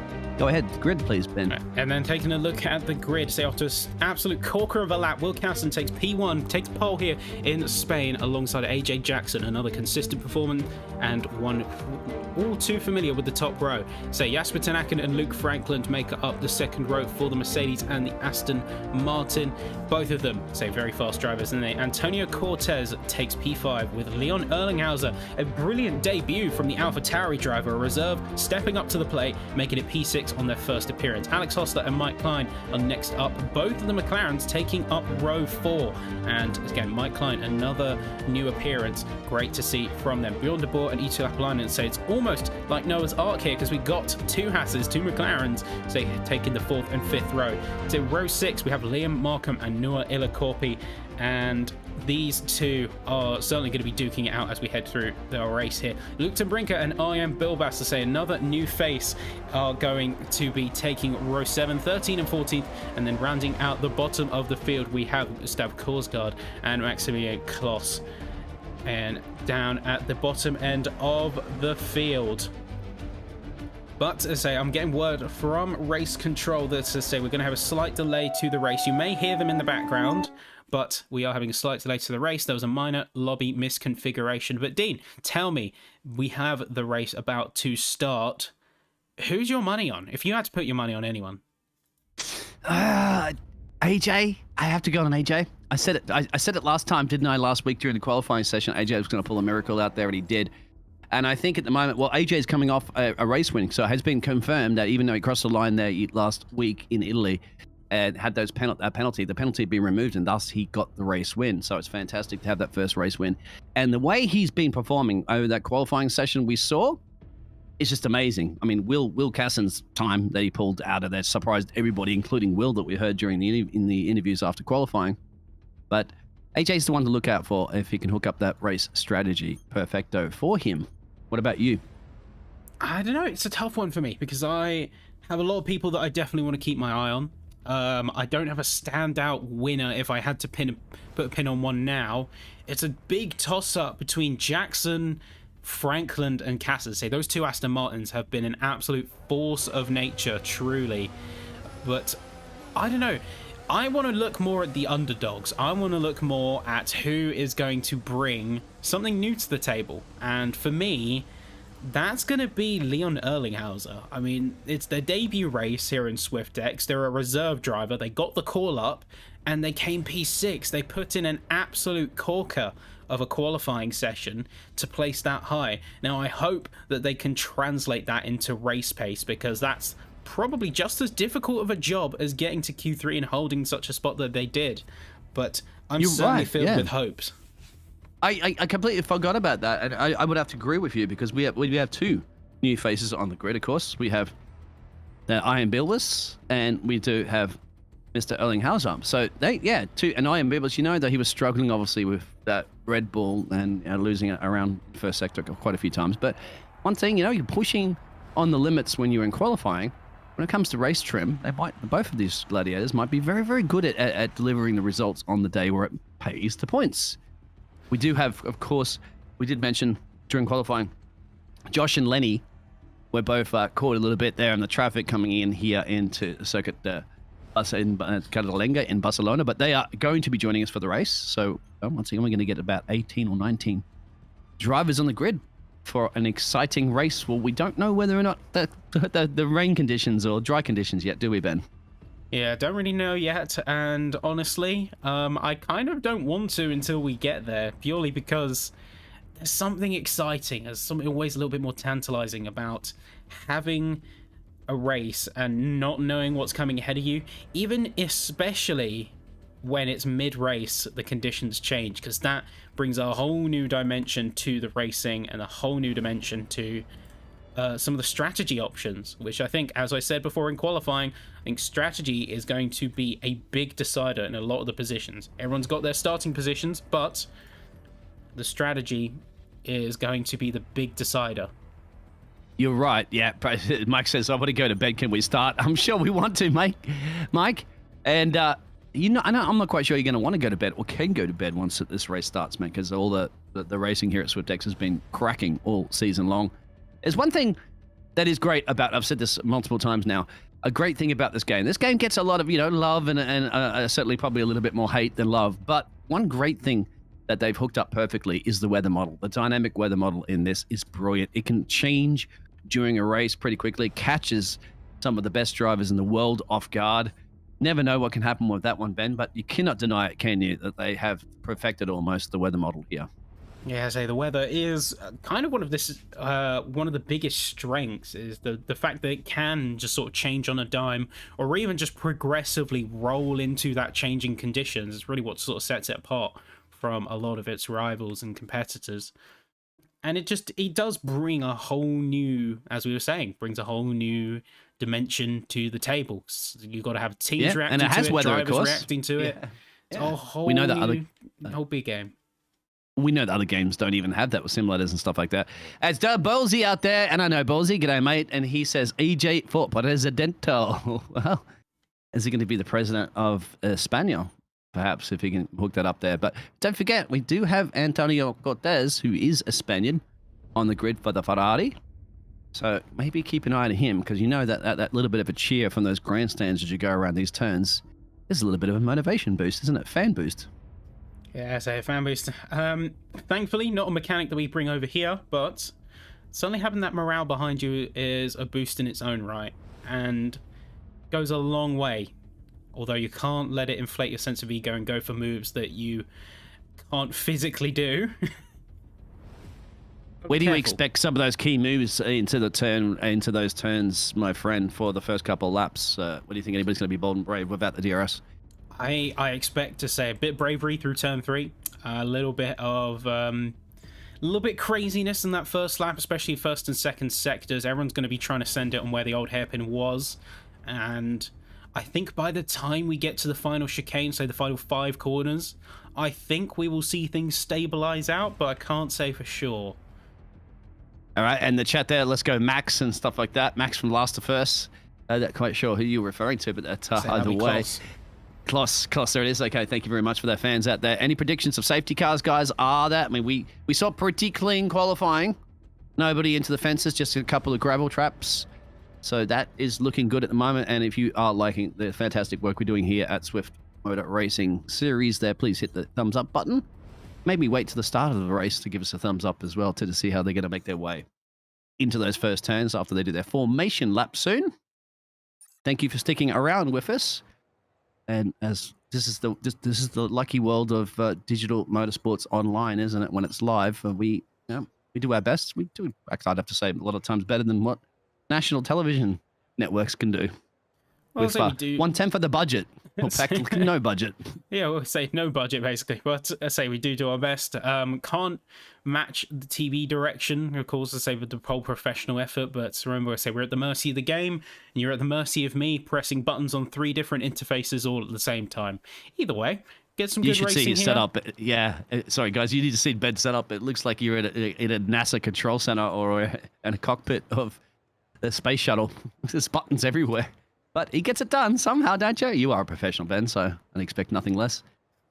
Either way, good racing to be had. And say, final countdown, we should be primed and good to go. So in just a few seconds, we'll be here for round 11 of the SwiftX Championship Series. Now, say, people to watch. Of course, AJ Jackson, 2 Aston Martins, Will Casson, Luke Frankland. We've got some other drivers, so like Ten Aken, Tim Brinker. Formation lap is about to get underway, so let's sort of clock in there. Yeah, wondering at the moment if we're going to have some other casters speaking over us or not. Say, looking at the tyre strategy though, say we got Bilbas being the only driver to start on the softs. but everyone else is going mediums or hards. What do you think's the mindset behind that? Praying safety car, praying to get past some positions quickly, and the safety car, who knows? It's a why not take a gamble? High tire degradation, as we mentioned there before, we heard obviously for some of the drivers, so not going to be able to put too many laps in on those boots, but hey, once again, you got to try something different, see how it pans out. Yeah, going for a bit of a gamble. My question is how well it will pay off. It's still looking overcast, but we don't know the weather, what it's going to be like heading into the latter stages of the race. Either way, everyone's lining up and getting ready to go. Well, are you excited, my friend? Round 11, we're getting through the crucial parts of the championship, but now, nerves of steel. So there you go. It's the tree is counting down. 1, 2, 3, 4, 5. Track is live, and we are away. It's looking like a really good start there for what looks like, I said, that's Cortez up into P4. Everyone's pushing and tussling. Looks like Erlinghauser's fighting for space down there in P6. It's going to be side by side with Jackson and Casson heading into turn 1. Franklin gets pushed out wide, has to rejoin the track into P8 now. Everyone's sort of shuffling around. That's going to be Klein around in the back end of the field. Everyone is sort of shuffling. Bashford, Timbrinka, all losing out in terms of position. They're going to be down at the bottom end. And we are seeing everyone fighting side by side with a lot of the other drivers to try and get some room. Absolutely fantastic. And look at the Ferrari driver too, putting a bit of pressure there on Jasper Ten Hacken as they follow their way up, climbing up the hill into the middle part. And now there's a DRS activation zone. You're not going to get it, but AJ still leading from Will Casson. So he got the job done, didn't he, into the turn 1. That's what to lead this race. But further back in the field, you can see very, very spicy, a very spicy Ferrari driver here at home. And Luke Franklin, I think, and Bilbus have exchanging positions maybe at the moment, keeping you all on your toes here in Spain. I say Bilbus and Franklin is going to be coming up to a battle soon. I say Cortez trying to look for moves on that initial lap 1, doesn't quite have the opportunity to just yet. Bilbus in an interesting position, only driver to be on the soft tyres. They're going to have to use that advantage as much as they can, but they've got an Aston Martin right on their tail, and for whatever reason, they are almost looking like a sitting duck despite the compound advantage. You got Franklin on the hard tyres, and yet he's keeping run. Bilbas isn't able to progress upwards, get past people like Lapalainen and Hosler, because they're just sort of stuck in the field. Absolutely got to wait probably for that DRS, and it looks like Joshua Bashwood might have gone around, but keep an eye on Bilbus as you mentioned, but keep an eye on Antonio Cortez on the outside. He's trusting in those soft medium tyres. I mean, can he get it done on Jasper Ten Hacken? I believe he has done it. He's just squeezed it around the outside. So using those mediums to better effect. So Ten Hacken's on the hards, so he had a little bit of extra grip there to be able to push it round the outside. Just about keeping it on the straight and narrow as we go. You can see the cascade of cars coming down. It's almost like they have a perfect rhythm with each other. They're going to give it to Lenny Cook as well too, getting a lot of positions as well. But Bilbus, of course, he's on those soft tyres, gambling. He has a McLaren up the road. Got to make them use, got to get them done right now. Got to get overtakes. That's the gamble you took, and that's the gamble you need to pay off here as we're going to start lap 3 soon.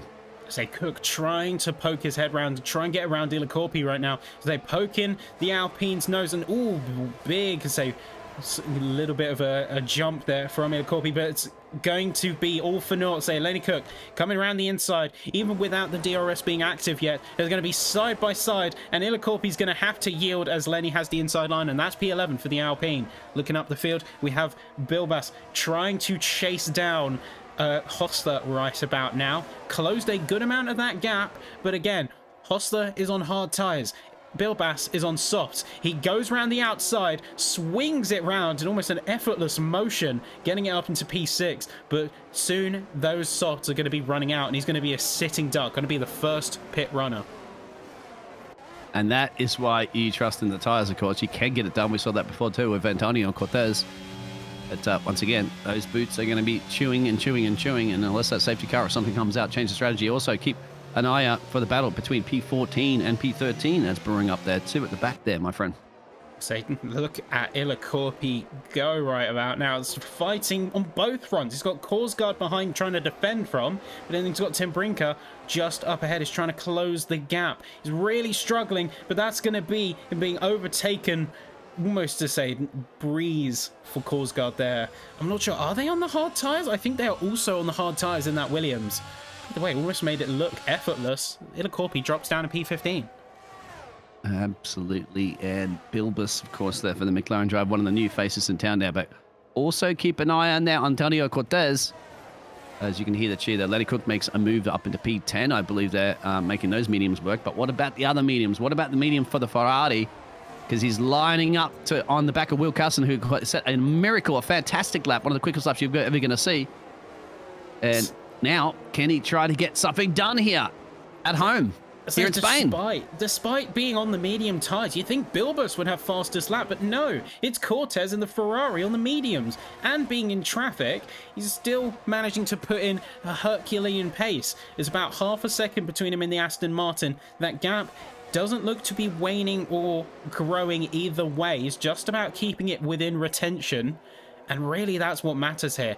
Although those mediums are going to drop off faster than the hards will. So got to be careful and got to make sure that he doesn't overdo it, leave himself open to Tanakan. Welcome to the AJ leading this race. The AJ DRS train behind him right now is going to be Will, Antonio, Jasper Ten Haken, and Erlen Hauser, of course, and Bilbus and Alex Holster. And that's it. And then to go down to E2, about a second and change from there. So 2 DRS trains forming. And just on that one, Luke Franklin manages to find his way past Lappenleinen. You can see just behind. Yeah, that's Franklin getting past Lappenleinen, and just like that. So despite being on the hards, is definitely within good running. I say the track has really sort of divided into 2 splits. Bilbas, for whatever reason, I think it lost a bit of traction coming through turn 3 there. But could that be the tyres falling off for the soft runner now? So I don't think he'll be that aggressive, but that being said, he's still losing a lot of time and a position ultimately to Hostler. Hopefully he can reclaim that back pretty quickly, but if I was on a red wall and I was dropping behind hard drivers, then I would be a little bit concerned. You should be. But what I'm not concerned about is the fantastic racing at the moment, because we'd all just about to say that one, and Korsgaard has crashed on track there. And where did Korsgaard crash? Interesting place. Campus in turn 9. So we're trying to see what is going on there, and that is going to be a full course safety car. We can see him marooned on track. Yeah, it's definitely a full core safety car. Bilbas is almost sitting there feeling all smug in those soft tires. This may have played perfectly into the Red Bull's hands. We shall see, because yes, they're bunched up now. He's got to go in. Absolutely gets it. He does. So he was playing that safety car. Maybe a little bit earlier would have been paying off for him. But either way, he got his wish. It's been delivered to the Red Bull driver. Now he gets to change some boots. He was going to drop a lot because they are still bunched up, no doubt. Depending on everybody else to box or not. Lenny Cook does box. Yeah, but just a suboptimal pit stop. It's 2.8 seconds. Plus looking like he has to serve a bit of a penalty in the box there. I think they all are at the moment as well, too. There's a McLaren behind, serving a slow pit stop. That's Luke. Mercedes. There you go. Let's build us out into P10, just in time to rejoin the queue. Looking up at the top of the field, you've got the Aston Martin safety car. AJ Jackson. Some might say that it's a happy stroke of luck, but others might say that it's purely on pace. You decide. Either way, Jackson leads the queue so far and has led the race almost to say undisturbed, so completely undisturbed. Got into P1 and just the rest was history. He got Will in turn 1, and that was the key that he wanted to do. And we spoke obviously to AJ during the post-race interviews of qualifying, and he said he's nervous. I think he's overcome his nerves, hasn't he, for his race start. He's got it. And got to mention, if you did tune in, you had to tune obviously to that race in Italy last week. His tyre strategy was just something else, wasn't it? I mean, we didn't think the Sops could make it that far, and he hooked it up and got it done. So we'll see if anything can throw a spanner in the mix later on and test AJ's a brilliant strategy performance once again, but at the moment he just has to sit there and follow that Aston Martin car and keep the other one behind him. As it stands here, so Bilbas switching to the hard tyres, and a lot of other runners who pitted are doing the same, or switching to mediums. So about the same distribution as we started with. Now the trouble is going to be catching up to the queue and keeping the heat in those rubbers.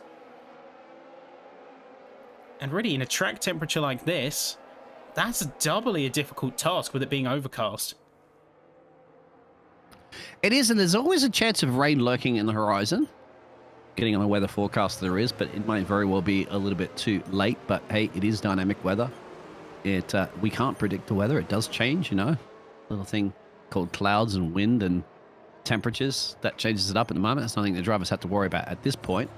For now, AJ has to worry about getting a great race restart and make sure he keeps Will, who might be, you know, a little just obviously wondering what went wrong in the turn 1 and how he can probably get AJ back into resuming. But had to give it, of course, to the local hero here in Spain, Antonio Cortez, because he's gained a couple of places and now up on a P3 in the Ferrari and still looking pacey on those tires, but elected not to change them during the safety car pit stop there.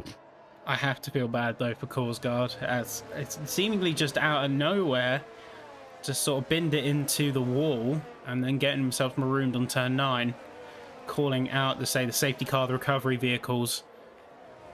Okay. Yeah, Korsgaard's not a happy camper in the chat there. Safety car's got to be in this lap, but Korsgaard, yep. It is unfortunate, mate, and we'll probably find out what happened a little bit there about later on, but for now, mate, remember, it's a long season, so hey, you have those races. We'll continue to see what happens. Anyway, AJ now becomes the future Aston Martin safety car in a Williams. And it looks like now, say with the safety car coming in, Jackson is controlling the pace of the race. I say he has the go of when they all set off. Is he going to try and catch him off guard, go mind games, or going to go with a traditional start? Nope, it's looking like he's keeping it on the straight and narrow. We're back up to race speed. It's a great getaway from Jackson, and you can see fighting down the bottom end of the grid. Everyone is sort of throwing themselves on the inside, trying to battle to get some early positions. It's going to be Hostler making a bit of a promotion, as is Tanaka. It's side by side between the McLaren and the Alpha Tauri of Erlinghauser. Just about keeping themselves out of trouble. It's going to be P5 and P6 for the two of them. Cortez, amidst all of that, jumps up into P2 as well, chasing down that Williams, trying their best to keep them honest. As we head through, say, lap 8 now, 25% mark coming up. Wow, absolutely brilliant. You got that top 3 there in a class of their own there. Jasper Ten Hacken now kind of slowing this pack down. You can see there from P, the DRS train there. And you have to give it once again to Erlinghauser.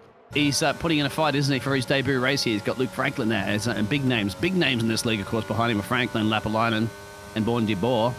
And Bilbis now changing those tyres is comfortably in that position. And Lenny Cook and General Bashford, I think, have exchanged some positions back there in P13 and P11. Say, I couldn't have asked. If I was in that position, I wouldn't have been able to ask for a better debut. So this is Antonio making a run right now. Oh, he's really gained a lot of pace there on AJ. But AJ's got a different strategy. So, will AJ put up that much of a fight or not? AJ's more concerned about Will Carson behind him, isn't he, than this fast Ferrari.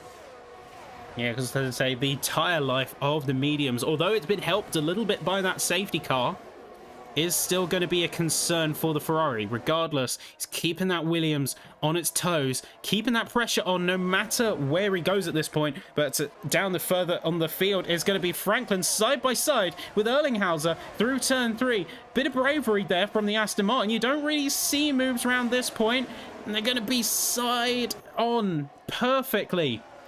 Coming through here, so Franklin refuses to yield an inch to Erlinghauser in the AlphaTauri. He's going to keep it on the inside, on the outside, fighting tooth and nail, and it's going to work. It's going to be up into P6. What a fight just there between the Aston Martin and the AlphaTauri.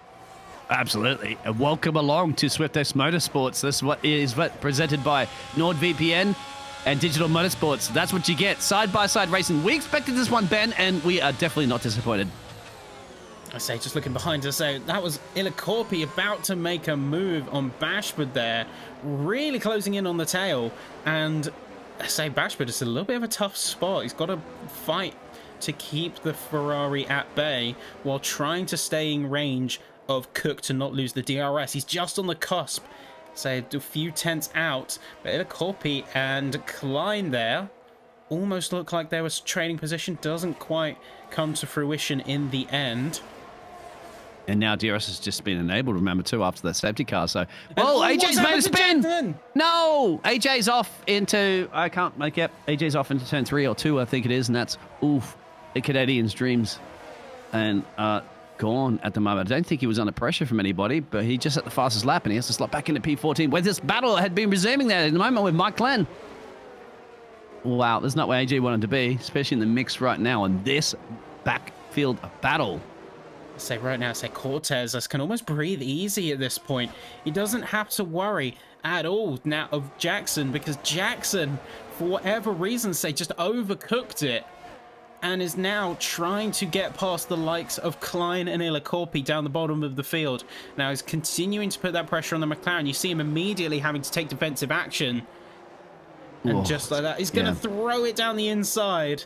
Even on the hard tyres, he's still giving it his all. Tim Brinker loses the rear, but doesn't pitch it into a spin, manages to catch it. Regardless, he's going to sacrifice that position to Kloss. He's going to be down at the bottom of the sheet. But see, AJ is going so aggressive all of a sudden. And I have to wonder just how frustrated he is behind the wheel. Oh, he would be massively frustrated, but now you've got to be cool, calm, and collective and just think it's a long race still. You're only about 1/3 of the way through it. You've got to just minimize the damage. Absolutely. Anything can happen. Play into your hands. He gets the job done there on Mike Klein in rolling your way up in the turns 2 and 3. And look at that. Can you believe it? We have a Spaniard leading this race there of Antonio Cortez at home here. But then again, those medium tires. And not to mention, just having a bit of a tune into the Ferrari garage, they're about 35%. So I have to say, they're still pretty damn good there for the medium tires. It's looking like a good performance so far from the Ferraris. Now, Ilacorpi kind of has to sort of pick up his end of the deal here. He's under pressure from Bashford, but Bashford themselves is under pressure from Jackson, who's quickly charging back up the field to try and do a bit of damage control on those positions they've lost. They managed to get past Klein with little to no fighting. But you can see, I think if I was Jackson here, and after pushing too hard and seemingly losing the rear, the last thing I want to do is go so aggressive and put so much pressure and just potentially pitch myself into yet another mistake. He's right on the tail of Bashford there. Almost looked like there was contact between the rear and the front there from our POV. Oh, yeah, but I always think he's going to make a run here under the final corner. And I think he might. There's an accident in the background. That's Joshua, and yep, that's Mike Klein, I think. No, it's Joshua. Yep. So that is Joshua and Klein. And that's going to be a local yellow. They're not going to maybe call no safety car call. But at this point, I know AJ has some great engineers out there, perhaps of like the likes of Jet and maybe Bellsy, Doubles that was in the chat.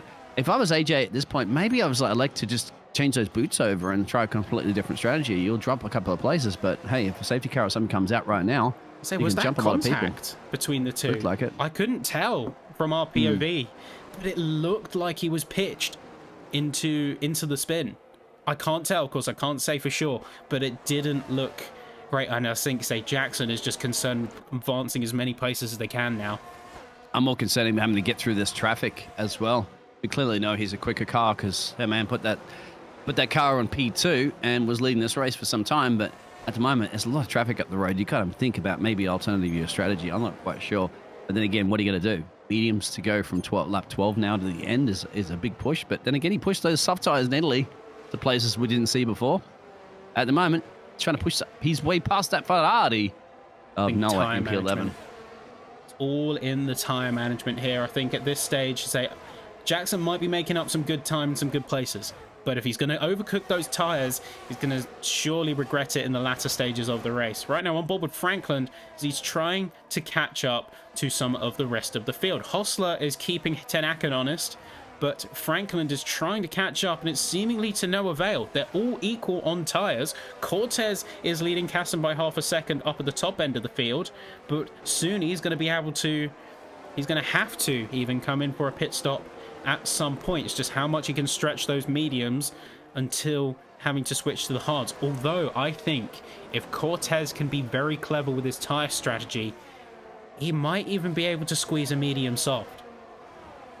And at the moment there, Mike Klein and Joshua Bashford had a front wing change. So you saw that before for that little moment that they've gone into the pit lane. They've got that done. And Joshua Bashford, believe it or not, is going back at the softs. They're not going to make them to the end, but he wants to make a run, of course. Mike Klein is back out on the same tires he started with, just a front wing change. Belzy says that they will We are liking the drive of AJ is putting it on right now. Strategy should be all right. There you go. Thank you very much for that one. And AJ currently making his way. He did make his way up into P11 past the Ferrari. He's about 2 seconds away from Lenny Cook at the moment, who has done a fantastic job. Of course, you have to give it away from Lenny Cook because Lenny Cook started in P17, not being a part of qualifying, couldn't get there in time. At the moment, he's on time in P10. Yeah, and he's really made a charge upwards, as I say, +7 positions, and now looking to make an 8th as he goes side by side with Bilbas heading into turn 1. They're rubbing tyres as contact. Bilbas is forced off track. You're going to have to rejoin. I'm not sure if Lenny might want to hand back that advantage, but either way, he's up into P9 right now. And I say Bilbas running wide, may have even sustained damage from that. Yeah, Leinster there from Jamaica, my friend. Well, he's born in Jamaica, I believe, and he certainly is he's been one of those drivers to look out for as well. Just unfortunately couldn't be a part of that qualifying session, but has to make it up on track there, once again from P17.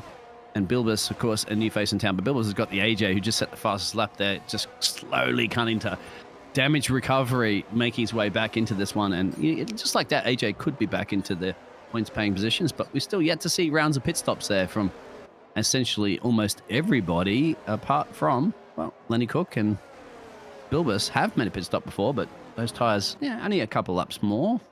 We shall see. Antonio still got the lead there from Will, but now Will's in the DRS, so see if those medium tyres, how long can they go out for? That's a question out there for you engineers there.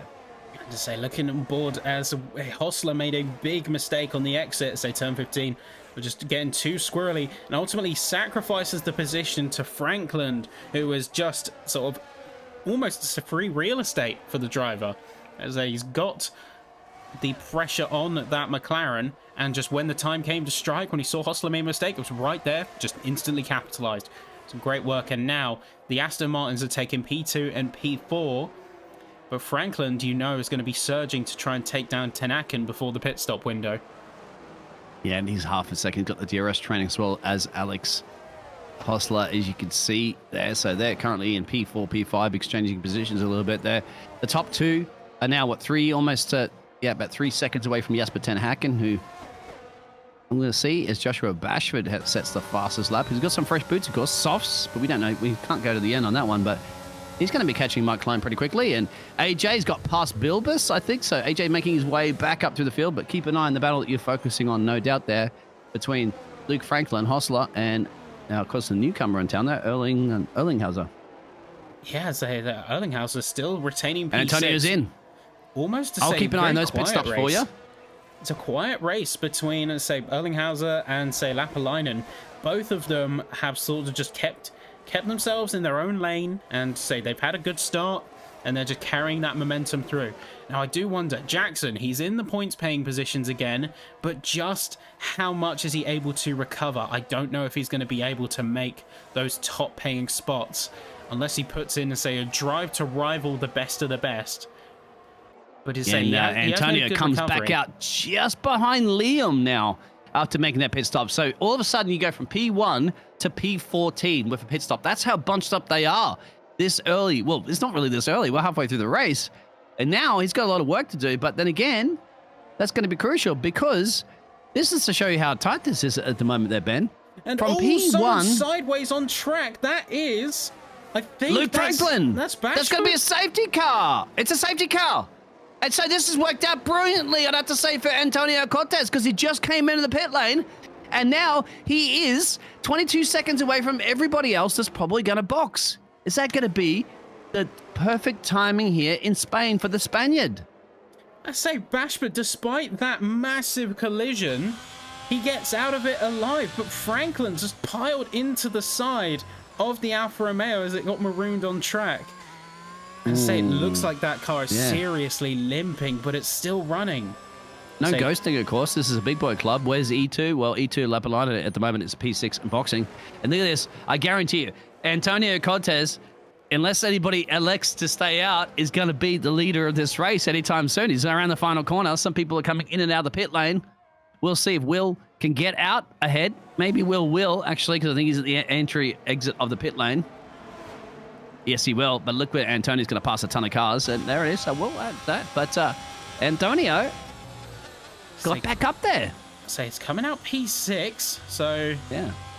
definitely good. Well, but net that's- P4 really, because Lenny and Luke still have to box at some point. I don't know why they didn't like to box on that one. That was a cheap pit stop.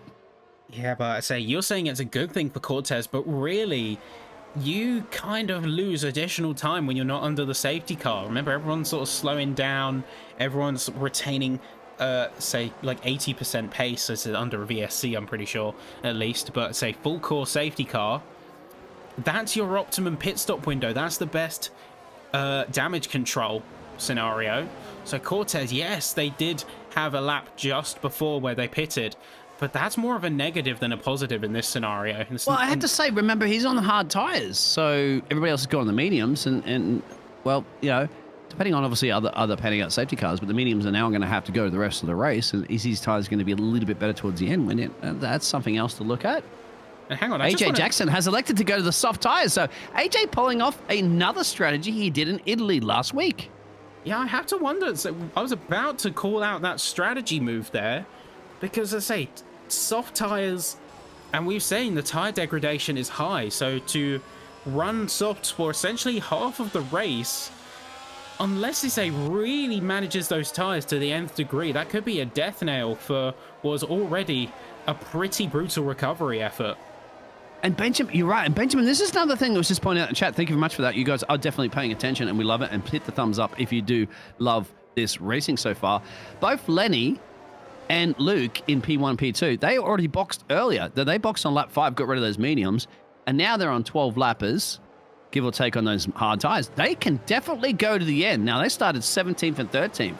They can go to the end. They don't have to box again. Of course, they're going to have to hold off these seriously quick medium runners, but still, I think if they can retain that position, retaining it, exactly, they are on track. Because yeah, you're right. They did stop earlier. Say early chaos that went down with, I think it's that first safety car.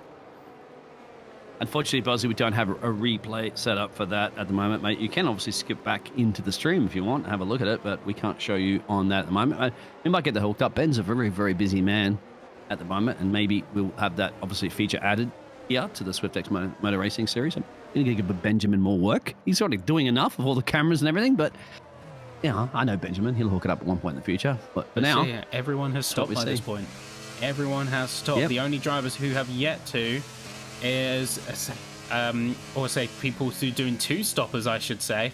Say Bilbus, Markham, Kloss, and Klein, all on two stoppers for this race. I say surely don't want to be going in again, so we want to avoid any more drama here on the track. But and AJ and Liam, remember, on the soft tyre gamble to go to the end of the race. And hey, Bellsy, you haven't said anything about that one, and I know you're a bit of a race strategist and a friend of AJ. Is that going to be a good call or not? Or we'll find out soon, won't we? Lenny Cook leading this race. Well, they've got this, and then I think another lap to go, and then we will be under, let's say, full race conditions once again. Well, safety car's in this lap, mate, so it's on. Oh, there we go. That is the cue. That is the call. Let's see what Cook does to control the race pace. Is he going to go for a standard? No, he's going to be dragging his heels all the way to the start finish, gunning it last second. He's going to be pushing and putting things into an awkward spot, but we're up into race pace once again. 15 laps to go now. We're across that halfway point confidently. Kassan and Taken trading places. You've got everyone sort of bunching up 2 by 2s. Hostler's getting in on the action. Kassan dropping behind a little bit, forced to the outside line. But look ahead, that's going to be Timbrinka almost all the way into the gravel. Manages to get it back into P6, but it's not going to be enough. Kassan is going to try and challenge Hostler, but he's stuck behind Tanakan, who had a very wide line there. Everyone else fighting further down. Markham jumping up to P9. Erlinghauser down to P10 now. And everyone's just trying to get and what AJ they can had out a of this. spin, unfortunately, but keep an eye on that battle you mentioned there. Kassan's out. Kassan's put into the gravel, and that is another car being claimed. Is that going to be a safety car? That's going to be certainly yellows for the sector. No, I think they're going to be able to clear that one. It's a safety car, actually. It has been. Safety car recovery. Free pit stop for Lenny Cook then. So the stewards, I think, were just evaluating whether it was a scenario of having to get the recovery vehicle out, or if it was able to be wheeled to the edge of the track outside of safe bounds. But no, they have to get the vehicle out, and that is, as a result, going to be yet another and Lenny stayed out. Safety car. Luke has gone in P5 for the Merc, but Lenny stayed out. He had time to go in. AJ had a spin somewhere around there because now he's back in P13. Liam Arkin now is up in P7. Yeah, and that's interesting because of the fact that there was, the safety car being called exactly what Bowles had said, because that car was in a dangerous position. But wow, so 20 of 33. This has actually brought all the time in the world, even for the soft type runners now, because now they can definitely go to the end, I'd say. Yeah, bottom end runners, they get a sort of free mulligan. So I see Jackson heading into the pits, maybe getting some fresh boots, doing any repairs if he needs to. But yeah, Casson out, Bilbus now out as well.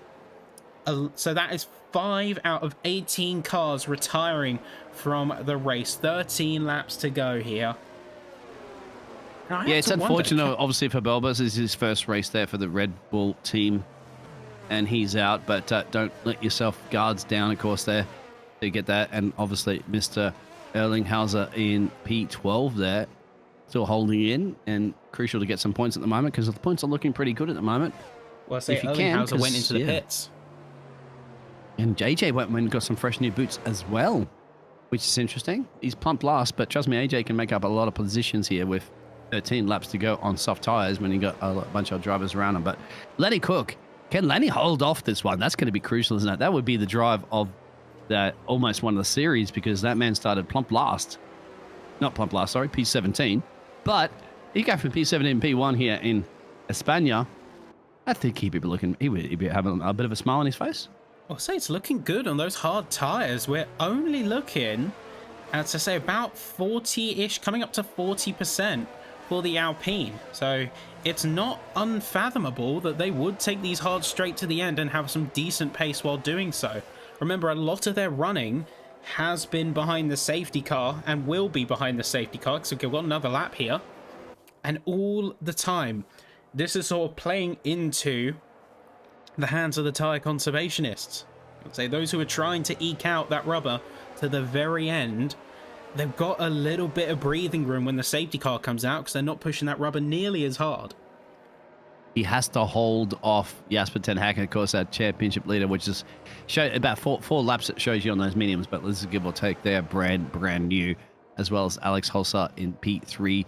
Antonio Cortez, of course, is on the different tire strategy that he took that pit stop a little bit earlier than everybody else, but he's still hunting that P4 position down. He's got his teammate behind him there on the fresh boots.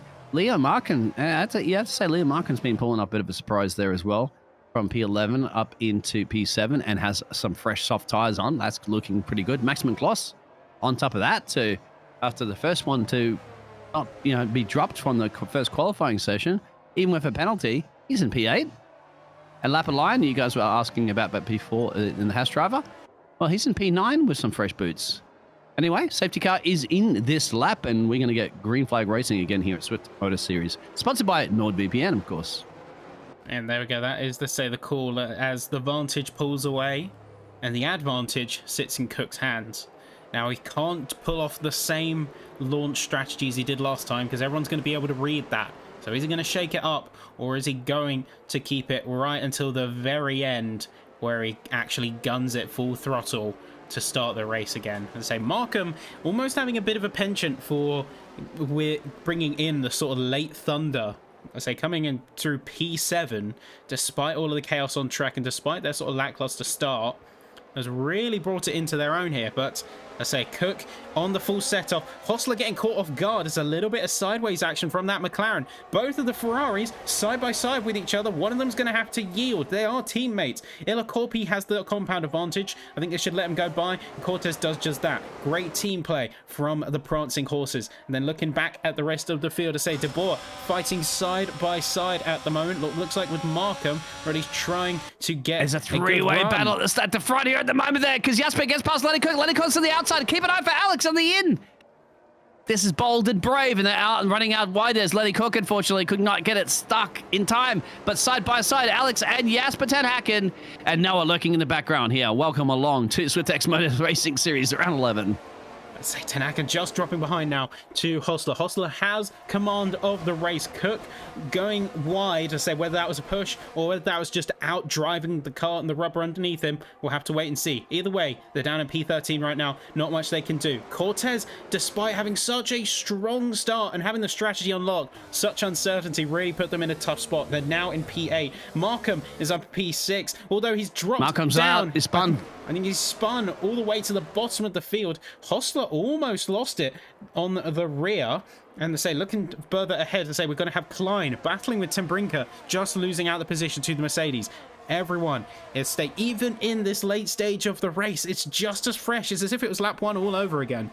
And AJ climbed his way up to P6 now after being at the back of the field, but focus a little bit further up on that one because still, who wants to get past? Jasper's trying to get past Alex, and Noah is in P3 for the Ferrari. Alex Antonio Cortez is getting murdered a little bit on those harder tires, but for now, you got the Hasses in P4 and P5, which is amazing, but AJ's on their tailpipe. So just trying to keep him, get him back now. I say Hostler is doing a brilliant job with those mediums, and the mediums do have the life to take it to the end with some good management. They have some good pace to them, just about keeping the rest of the field at bay. Now at this point, I would be sweating a little bit if I was in Hostler's shoes. Tanakan, formidable driver, one to definitely keep on watch, and would say Hostler, I'm not sure how much time they have spent out on pole, but defending, especially from drivers like these, it's a very, very tall order.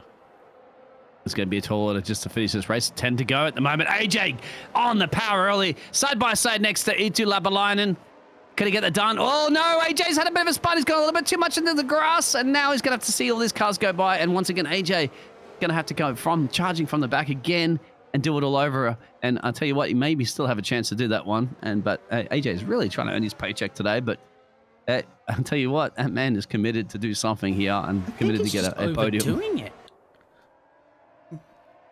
He's trying everything, isn't he? But yeah, he's still got time. That's the key, isn't it? I mean, you gained how many positions after that safety restart? Like a ton. So, over yeah, that's for sure. Well, I say he's driven so hard over the course of the race. I say he's had a few spins. He's got a brilliant pace, and this is what I was saying. He's got brilliant pace, but just can't seem to hold it down. And nothing is more emblematic of that is the fact we have 9 laps to go. Yes, he's on the softs, but those softs are going to be a little bit dirty, and he's about 10 seconds behind the top sharp end of the field. That's going to be pretty tough to bring himself back from. Damage simulation right now, AJ. I'd be looking at the top 10. That's it. Yeah. As beyond the ball, it goes a little bit wide there, trying to challenge there. Noah in P3. Can't quite get it done as they're following each other around. Line of stern. DRS is enabled once again here. Alex Hostler leading this race there from Jasper Ten Haken. I think, Jasper Ten Haken, obviously leading the championship, doesn't mind settling for a podium. He said he called that, didn't he, in the interview, saying a podium's what he was looking for. Podium is what he's about to get, maybe. Yeah, so he's got a clear eye on his expectations, as they maybe, like he said, he was neutral on this track, wasn't he? So he's not a big fan, neither is he, and that is going to be AJ completely out of the session. Did he crash out on track? No, it looked like AJ has a pit lane retirement. No, he has crashed, actually, believe it or not, 13, 14, and 12. Safety car's been deployed. Another I was going to say, car. AJ's not going to give up like that because he could still get a fastest lap, still get a point, but that is, AJ's frustration has been creeping in again after winning last week's race and after doing a fantastic job so far in this one, qualifying Q2. AJ is just done and dusted with Espana.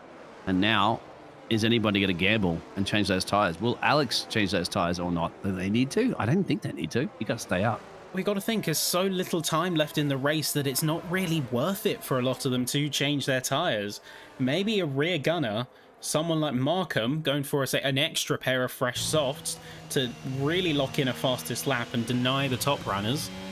But with so many of them, the track position means a lot more.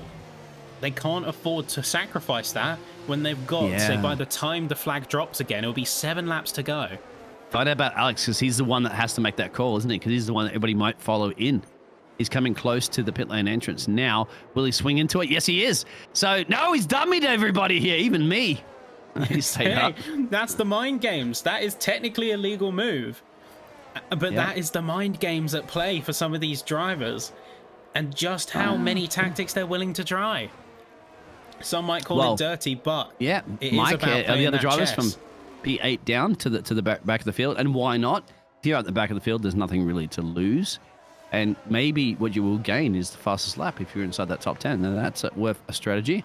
Antonio Cortez is a surprise here because he stayed out on those tires after he boxed one lap before the safety car was called. He didn't know the safety car was coming, and still the only hard rider here. And everybody else is going to be soft. So he's going to have a lot to defend from the rest of the field behind him, but he has the 95,000 fanatical Espanol audiences here on his home track, so he could get that little bit of a boost. And Alex, at the moment, leading this race, he's got to hold off Jasper ten Haken and the other Ferrari driver there of Noah. Interesting, De Belzi also said there that he thinks AJ was pushing it too hard right there, and that's what caught him out. Yeah, unfortunate. But there's one thing that doesn't catch out AJ, the fact that he has pace. He just needs that consistency. That's the word you mentioned, isn't it, in the series, Ben? Yeah, I have to say, I almost feel like a broken record when I'm saying that, but it's true. Pace is nothing without consistency. If he can get brilliant qualifying results, if he can get fastest laps, that's one thing. But if you can't hold it down over a race distance, if you're too prone to being affected by your scenario and overdriving the car, then that might as well be the same as running 3 seconds down on the rest of the field. So that is something that Jasper ten Haken does brilliantly, doesn't it? The man that's leading the championship, because he's just cool, calm, and collective. I mean, he's a Dutch driver. I thought, you know, he's a Dutch driver with the what do you call it, Scandinavian mentality, isn't it? Just Iceman. I'll have to call Mr. Jasper ten Haken from now. Iceman. He's just, you know, just there, the right place at the right time. Happy to get podiums. Doesn't have to go, you know, crazy to get race wins, because he knows, hey, at the end of the day, the championship trophy is held by the person that has the most amount of points. Simple as that. So looking on the field now, it's almost split half and half. You've got the top half all on mediums trying to bring them to the end of the race. You've got the bottom half all completely running softs, like fresh softs, trying to go for the fastest lap and steal a potential point from the top runners. And then you've got Cortez slap bang in the middle, running hard tires that they've been sort of sticking to their guns with throughout the entire duration of this second half of the race. Despite the insanity, despite everything that's gone on over the course of the session, they've stuck to their guns, they've held firm on those hards. I just worry that they're going to be caught out by all the soft runners behind them. Yeah, I get a feel for Antonio Cortez. You can see the lazy. He's the one with the aka practically the worst tires in town at the moment. This deep into a racer course, he's going to look at that. Everybody behind him on fresh softs. Essentially, he's going to have to do a magical miracle here to keep himself into the top 10. I'd say he has to be focusing on the top 10. That's it. I wouldn't be focusing on a P6. I'd be just sitting if you can just maintain a point in this championship and bring it home here for the Spaniard. Safety cars in this lap. Alex will be the one now in the future safety car, the McLaren. Yeah, but with Cortez, that's what I was saying. It's like track position means too much. If he was to pit in, he'd be dropped right down the back of that queue, and he would have resigned himself to that bottom end finish, that no points finish. Basically, it just depends how much he's going to lose at this point, because he's going to lose places. Those fresh sides are just too powerful, aren't they? You can overtake people in corners, no problem. But how much does he want to be prepared to sacrifice here? Well, it's a lot easier to block downwards than it is to fight upwards. So Cortez has a bit of advantage here, but not as much as they might have wanted. Either way, Hostler leading the pace of the race. Hopefully final restart of the session, getting a little bit sideways as they sort of get off and get back into green flag, and that sideways motion through the final corner is going to cost him. ten Haken immediately on the jump and takes it through. Is going to be P1 for the Silver Arrows as we start 5 laps to go here in Spain. And I say Hostler, I'm not sure what's going on with them, but they just continually say losing the rear end. They're overdriving the car almost like Jackson was, because they now have dropped another place to Illicorpi. They're down in P3. Yeah, I guess it's unfamiliar territory, but he's still battling it out, of course, as Leon actually manages to make his way. So that's first of those drivers that are going to make their way past Antonio.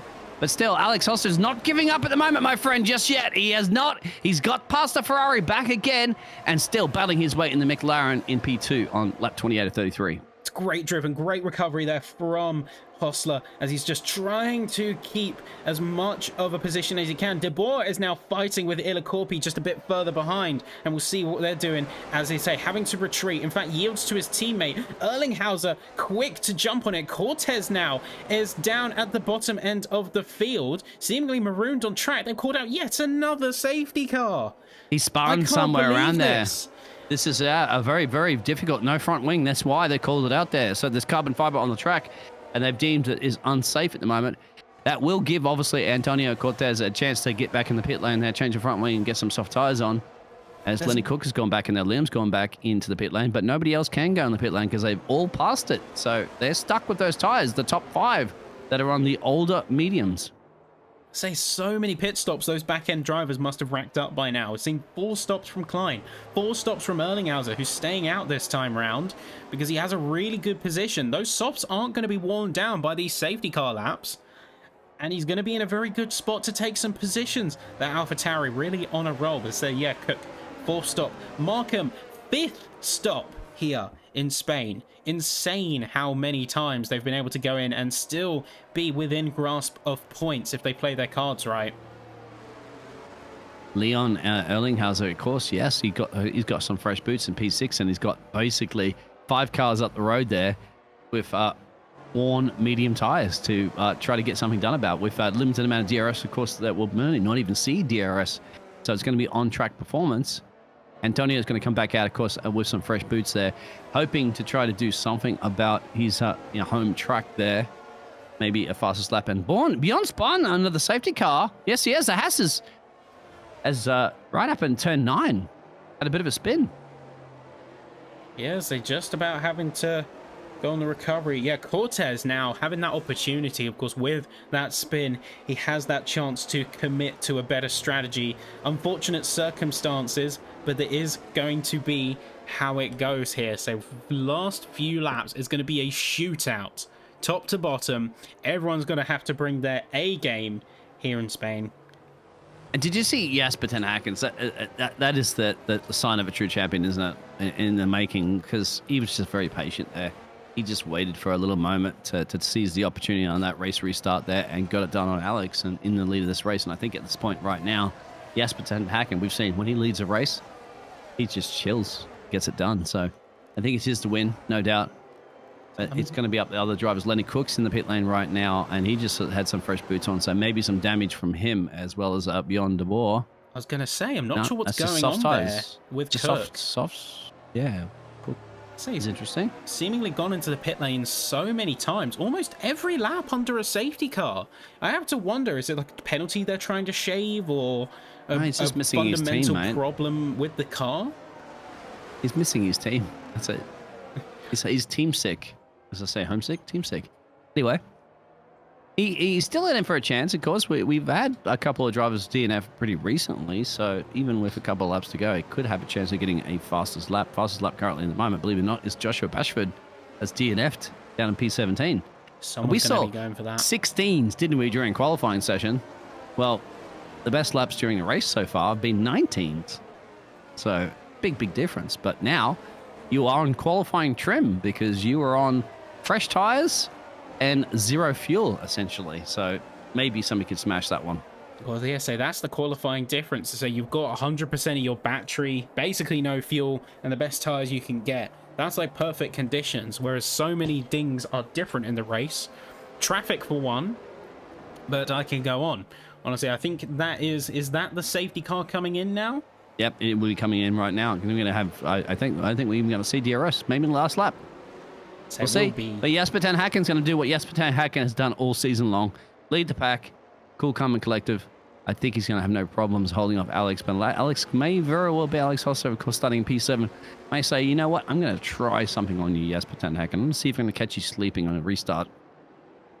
Yeah, but Hostler's all been too prone to getting it sideways and pushing it too hard, especially on the restarts, but looks like he's okay. Gets a good set off behind that that Mercedes. It's great running from Hostler, but Illicorpi is about to catch him sleeping. Tim Brinker is going to be trading with Erlinghauser. Kloss is going to be trading with Klein. Erlinghauser is going to keep him honest as they head through turns 1 and 2. He's going to have the inside line in the AlphaTauri. It's great running there. It's going to take P5. Erlinghauser really bringing the heat here, but everyone fighting behind is going to have to get out of that chaos quickly. Overcooks it a little bit, heading through, say, coming out of the first sector. Just trying to get whatever moves he can done. Say, Markham almost diving in there and makes a double overtake up to P6. Yeah, experience right there. Absolutely. Maximum Kloss up at the P7. The only one nursing a penalty, Luke Tambrinki, a little bit of drag gut, dropped a couple places because he's got some really old worn tires there. Lenny Cook making his way up there. Mike Klein, of course. Antonio Cortez is putting a bit of pressure there for the battling for P11 and perhaps battling for a final podium position. Not podium, of course, in the top 10. But Alex is making a run. Maybe. No. He's had to lift off a little bit. Jasper Ten Haken's going to cover that one off. Still, here we go. 31 and 33. A couple more laps to go here. Who wants it? Podium's up for grabs. For anybody, really? Say penultimate lap. Hostler again gave over aggressive on the throttle there and just loses a bit of time. Erlinghauser leads the soft queue here, but say Hostler is just outside of a range to get a meaningful slipstream from the Mercedes. He's going to close the gap a tiny bit, but it's not quite going to be enough as we have the helicam. Say Markham, though, has been absolutely charging further down the field, is trying to get a move done on Erlinghauser. We've seen him go for it for a few times and hasn't quite been able to get it done, at least not quite yet. Either way, he's been really trying and charging to make a move here in this section of the track as Erlinghauser's right on the tail of Lapalainen. You see him going wide, almost getting boxed out by the Haas, and his contact. He's getting forced wide, and Erlinghauser managing to get through it alive, but Lapalainen is all the way down in P12. It's almost like a concertina effect. As well as Luke in P11 for the Mercedes has gone off into the track there. Lenny Cook now putting a bit of pressure on Liam Markin. After that little moment, is going to think about it. I'm not quite sure. Penultimate lap, as you mentioned, they're soft tyre runners. I don't think there's anything there that Jasper has to worry about. Noah's now, 3 seconds and change down the road there. Alex is going to put a bit of pressure, I have to imagine, that on Jasper Ten Haken for the last time. But here we are, soft runners. Lenny Cook on Liam Markham. Trying to get it. Say, it's all about this exit here. He's going to have a bit of slipstream if he can keep it tight. No DRS Antonio Cortez is in a P8 as well, and just looking in the background there, the Spaniard. What a recovery drive. It's great running, but say looking just ahead, I say Cook playing a little bit of switchback with the Alpha. Doesn't quite have a move just yet, but is fighting nonetheless. Both of them on the recharge. They're managing their resources to the very end. The other Alpine and the Ferrari Cortez are chasing up and soon to follow. This has very quickly become a much grander battle. I'd say looking up ahead though, Erlinghauser managing to catch up to Illicorpi. If he plays this right on the final lap, we could see a podium on debut. Tim Brinker has seemingly dropped out of the session. His AI is taken over from this point. And Erlinghauser is so close, but it doesn't look like he has the resources. I think he's run out of ERS. The recharge is on. Antonio Cortez gets past on the board there for the Spaniard.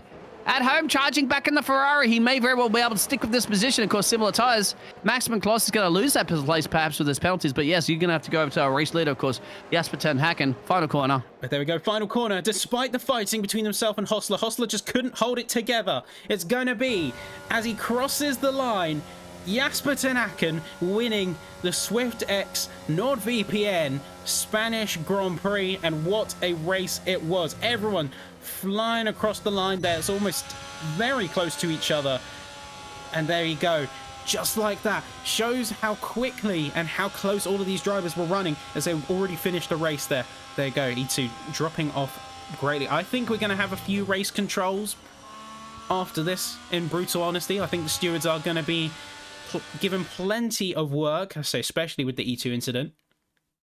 But regardless, everyone drove their absolute heart out there today. Well, we're going to see, aren't we, the McLaren driver crawl his way back out again here. So the Dutch driver is going to be back on top there. But the driver of the day, I'd have to give it. Lenny Cook got the driver of the day according to Cody's, but that's from P6, from P17 to P6. Good job. But I have to give it as we celebrate, no doubt, that trophy there from Jesper Ten Haken is going to be securing more and more points here to lead this championship. But I have to say, on debut, my friend, Erlinghauser from P4. He's P4, just stole the fastest lap towards the end there. He started in P6, but mind you, he took 1, 2, 3 more pit stops than the top 3 on the podium you're looking at right now. He's my driver of the day. And yes, I had to award a driver of the day. It would be Erlinghauser for me as well. So to come in to a competition like this, bring their A game all the way to Q3, and then finish P4 with supposedly the fastest lap too, that's a performance to remember, and a debut that's going to be a tough act to match. He will. And of course, give it to Liam Markin. Of course, we don't give it to Liam Markin very often, but he drove just quietly and silently and got it down to the Alfa Romeo team from P11 up into P5. And not to mention, there's 5 stops next to his name, and we know how much those pit stops cost you time. Look at that. The top 3, only 1 pit stop each. Amazing, considering we had, 4 safety cars? That's, yes. Well, SwiftX never, ever fails to deliver entertainment. And there you go. So that as we sort of come out of here, so unfortunately the game didn't want to show me. The game decided to bug out and then not show me the final table. Because I said, can we talk about Ten Haken for a second? Because they just didn't put a foot wrong for the entire race. I am amazed at his performance out there.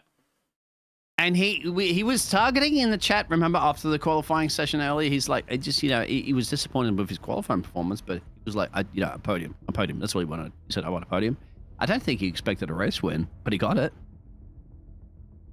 Yeah, and to say, I think that's the best position to be, to be brutally honest. Coming from a position of, okay, let's not go crazy, let's not try and overdo it, because that's when you sort of bring egos in and you bring in, so like, okay, I have to do this, or say a false pressure that throws you out at the moment. Just saying, okay, I got a reasonable target. I know I can achieve this. I know I don't have to push too hard to get it. So to outperform it, it's all the easier and all the more rewarding. And I think that's what we saw out there. I think that's the reason why we're engraving a Y, a an S, and a P, an E, and an R in this driver's trophy at the moment, isn't it? Jasper. And then soon we're going to be putting a T and an E and an N and many others into that as he gets closer and closer to it. So, yes, interviews definitely coming up soon. Anybody want to ask questions out there in the chat, please do. And even if your internet tries to block you, well, use NordVPN. They will unblock you so you can continue to watch the Spanish GP SwiftX series.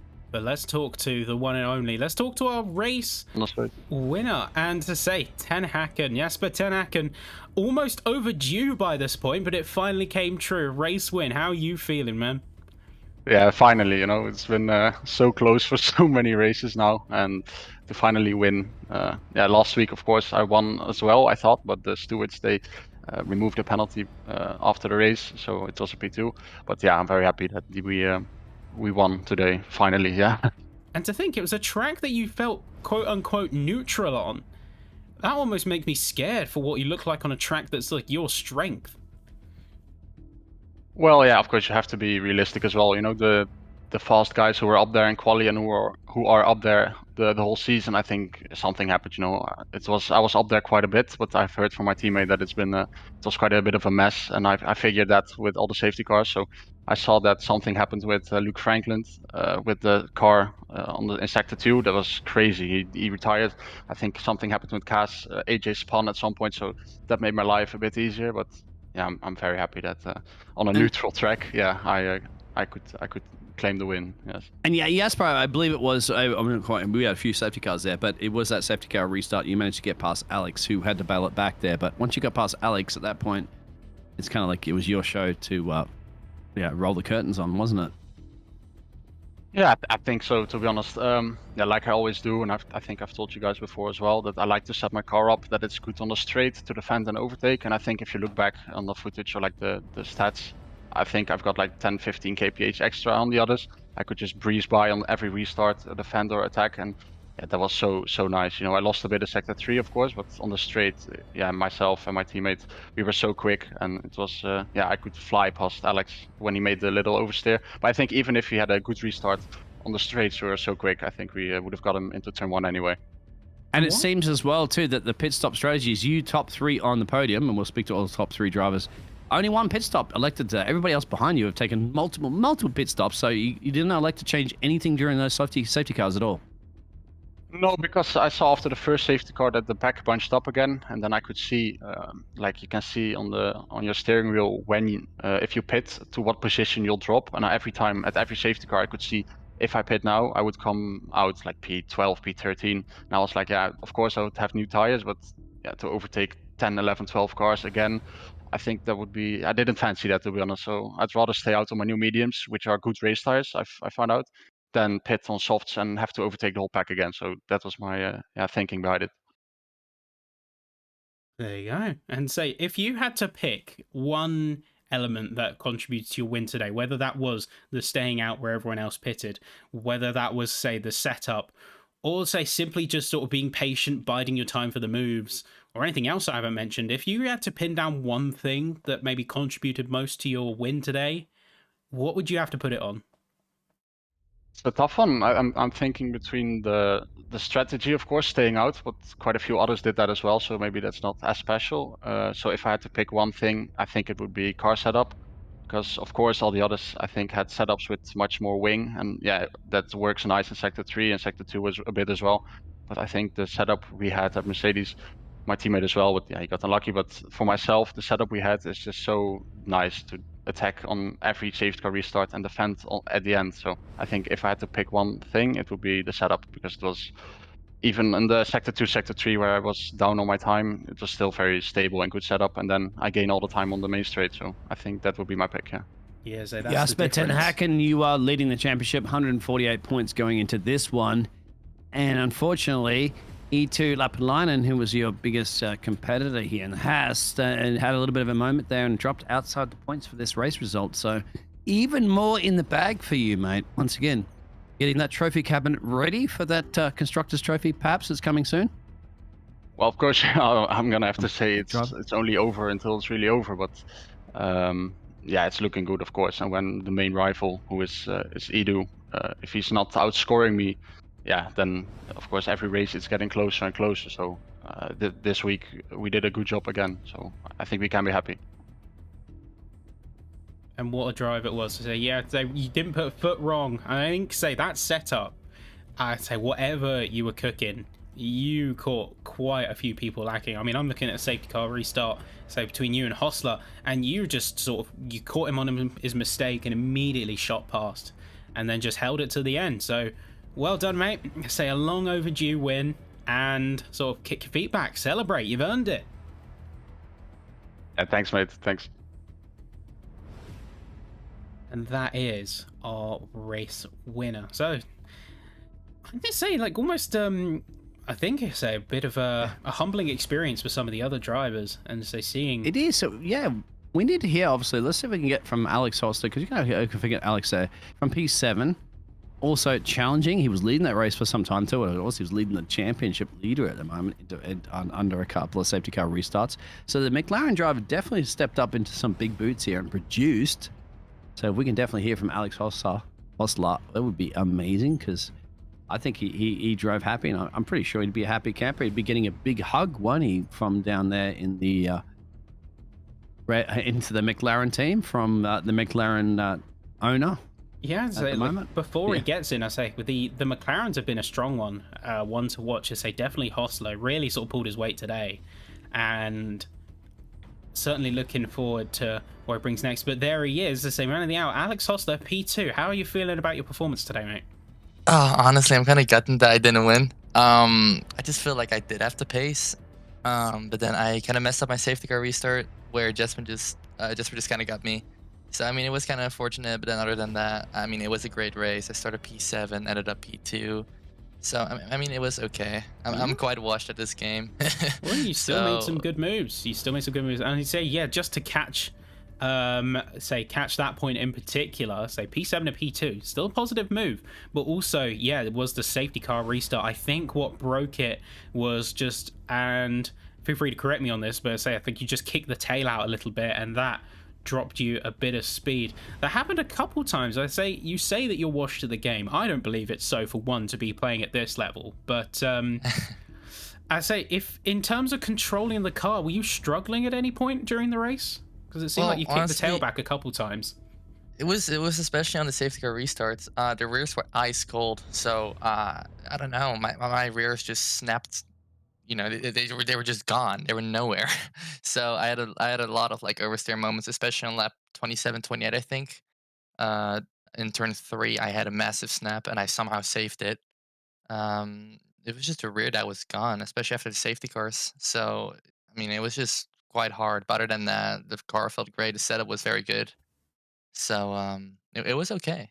Yeah, and you got to remember that, to elaborate to everybody, they did 16 laps on the medium tires and hard tires, and they did 16 laps on the medium tires towards the end. As you talked about snapping and oversteers and all that sort of stuff. Well, we did see a lot of those drivers that were around you make those mistakes, and you managed to recover it, and that's going to put a little bit of a smile on your face, isn't it? A bit of a heart rate through the roof. But as you said, like, it's good. I mean, and you are from the Netherlands, I believe, as well, so. Yep. And so something about the Dutch driving recently in Formula One is just amazing. Congratulations too on Maxi winning the championship. But yeah, mate, I think a little bit more gutted that you couldn't quite cover off there Jesper ten Haken there for the race win. Yeah, I don't know. It was very unfortunate. Like I said, I think I did have to pace. I was very consistent, I feel like, so it was unfortunate, but it was a good fight with Jasper. So. Are we going to see more of you, Alex, then, in the championship? Because, you're not, I mean, relatively new in the championship, I believe, as well, too. So you don't have absolutely. a lot of points on the board. But well, a newcomer? No, I've been driving all season, actually. I've just had a few races where I couldn't participate because I'm very busy with Formula 4, actually. Because I'm going to be driving Formula 4 next year in real life. So. Yep. Should be fun. Oh, wow. Of course, definitely focus on that, my friend. You are 18th in the championship with 12 points. But yes, a real race car driver in a simulation world. Well, that's why we've been privileged to have you here talking about that. Formula Ford. Wow, for F4. It's mainly connections, really. Since I drove for Williams Esports in 2019. So it's just through there, honestly. So I'm very happy that I get the chance to drive Formula 4 next year. Absolutely earned, mate. Well, I'll say I'll have to see if I can slip the com box over there a couple 20, see if I can meet you there, because I'd love to see how you do over there as well. And say, regardless of how you feel in your performance today, you absolutely smashed it. So you still ran a positive result, even if, I say, you slipped a bit on the rears thanks to the ice cold tires. You still kept a lot of the other drivers on track very honest. And P2 is not a bad result by any stretch. So I'd say that's one to celebrate and one to be proud of, mate. Yeah, thank you, guys. I appreciate it. And there we are. So that is, to say, our two top drivers from Spain. But now we look forward. We look forward to what comes next. And what comes next is none other than Imola, say the Emilia-Romagna Grand Prix, to those who would like to bring the official name to the table. But certainly another very iconic track bringing its way to the calendar. And what a track to end off Split 3. How are you feeling about Imola, Dean? They're not going to let me in the country after all those remarks I had last week, isn't it, in Monza? But yes, I got VPN, so I can sneak my way past there. Of course, NordVPN. But yeah, it's great. I love it. I mean, I love Monza more. Then again, I love it up in the casting box. The drivers do love splitting between both of those classic tracks here in Italy, of course, as we do travel a few thousand miles or whatever across the borders. Yes, Ben. Hey, I'll tell you one thing, mate. It's just nothing ever ceases to amaze you how great the driving and how much entertainment you get here at SwiftX Motor Racing Series, isn't it? I mean, we're around 11, and it's just heating up. Of course, we're going to go over to the other parts of the world soon after the break, but it's just the surprises during the qualifying and the wheel-to-wheel racing. It's amazing. And remember, once again, these are the top guns, the top tiers, so they have no cheat codes, no assists, and all that sort of jazz. They're racing like to the best of esports races around the world. Yeah, say top caliber, top ability. I mean, you heard, say, from Hostler himself. In fact, it is ex-esports driver.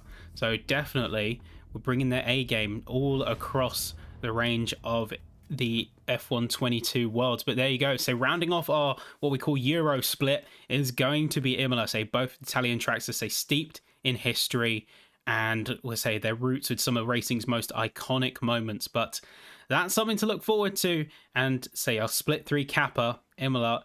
Dean's going to have a lot of fun at border control, but he's definitely going to be making use of NordVPN if he doesn't get through, or just have to keep him on a restraining order from any pineapple in the region. Either way, it's been brilliant to have you all as an audience. It's been brilliant here in the commentary box.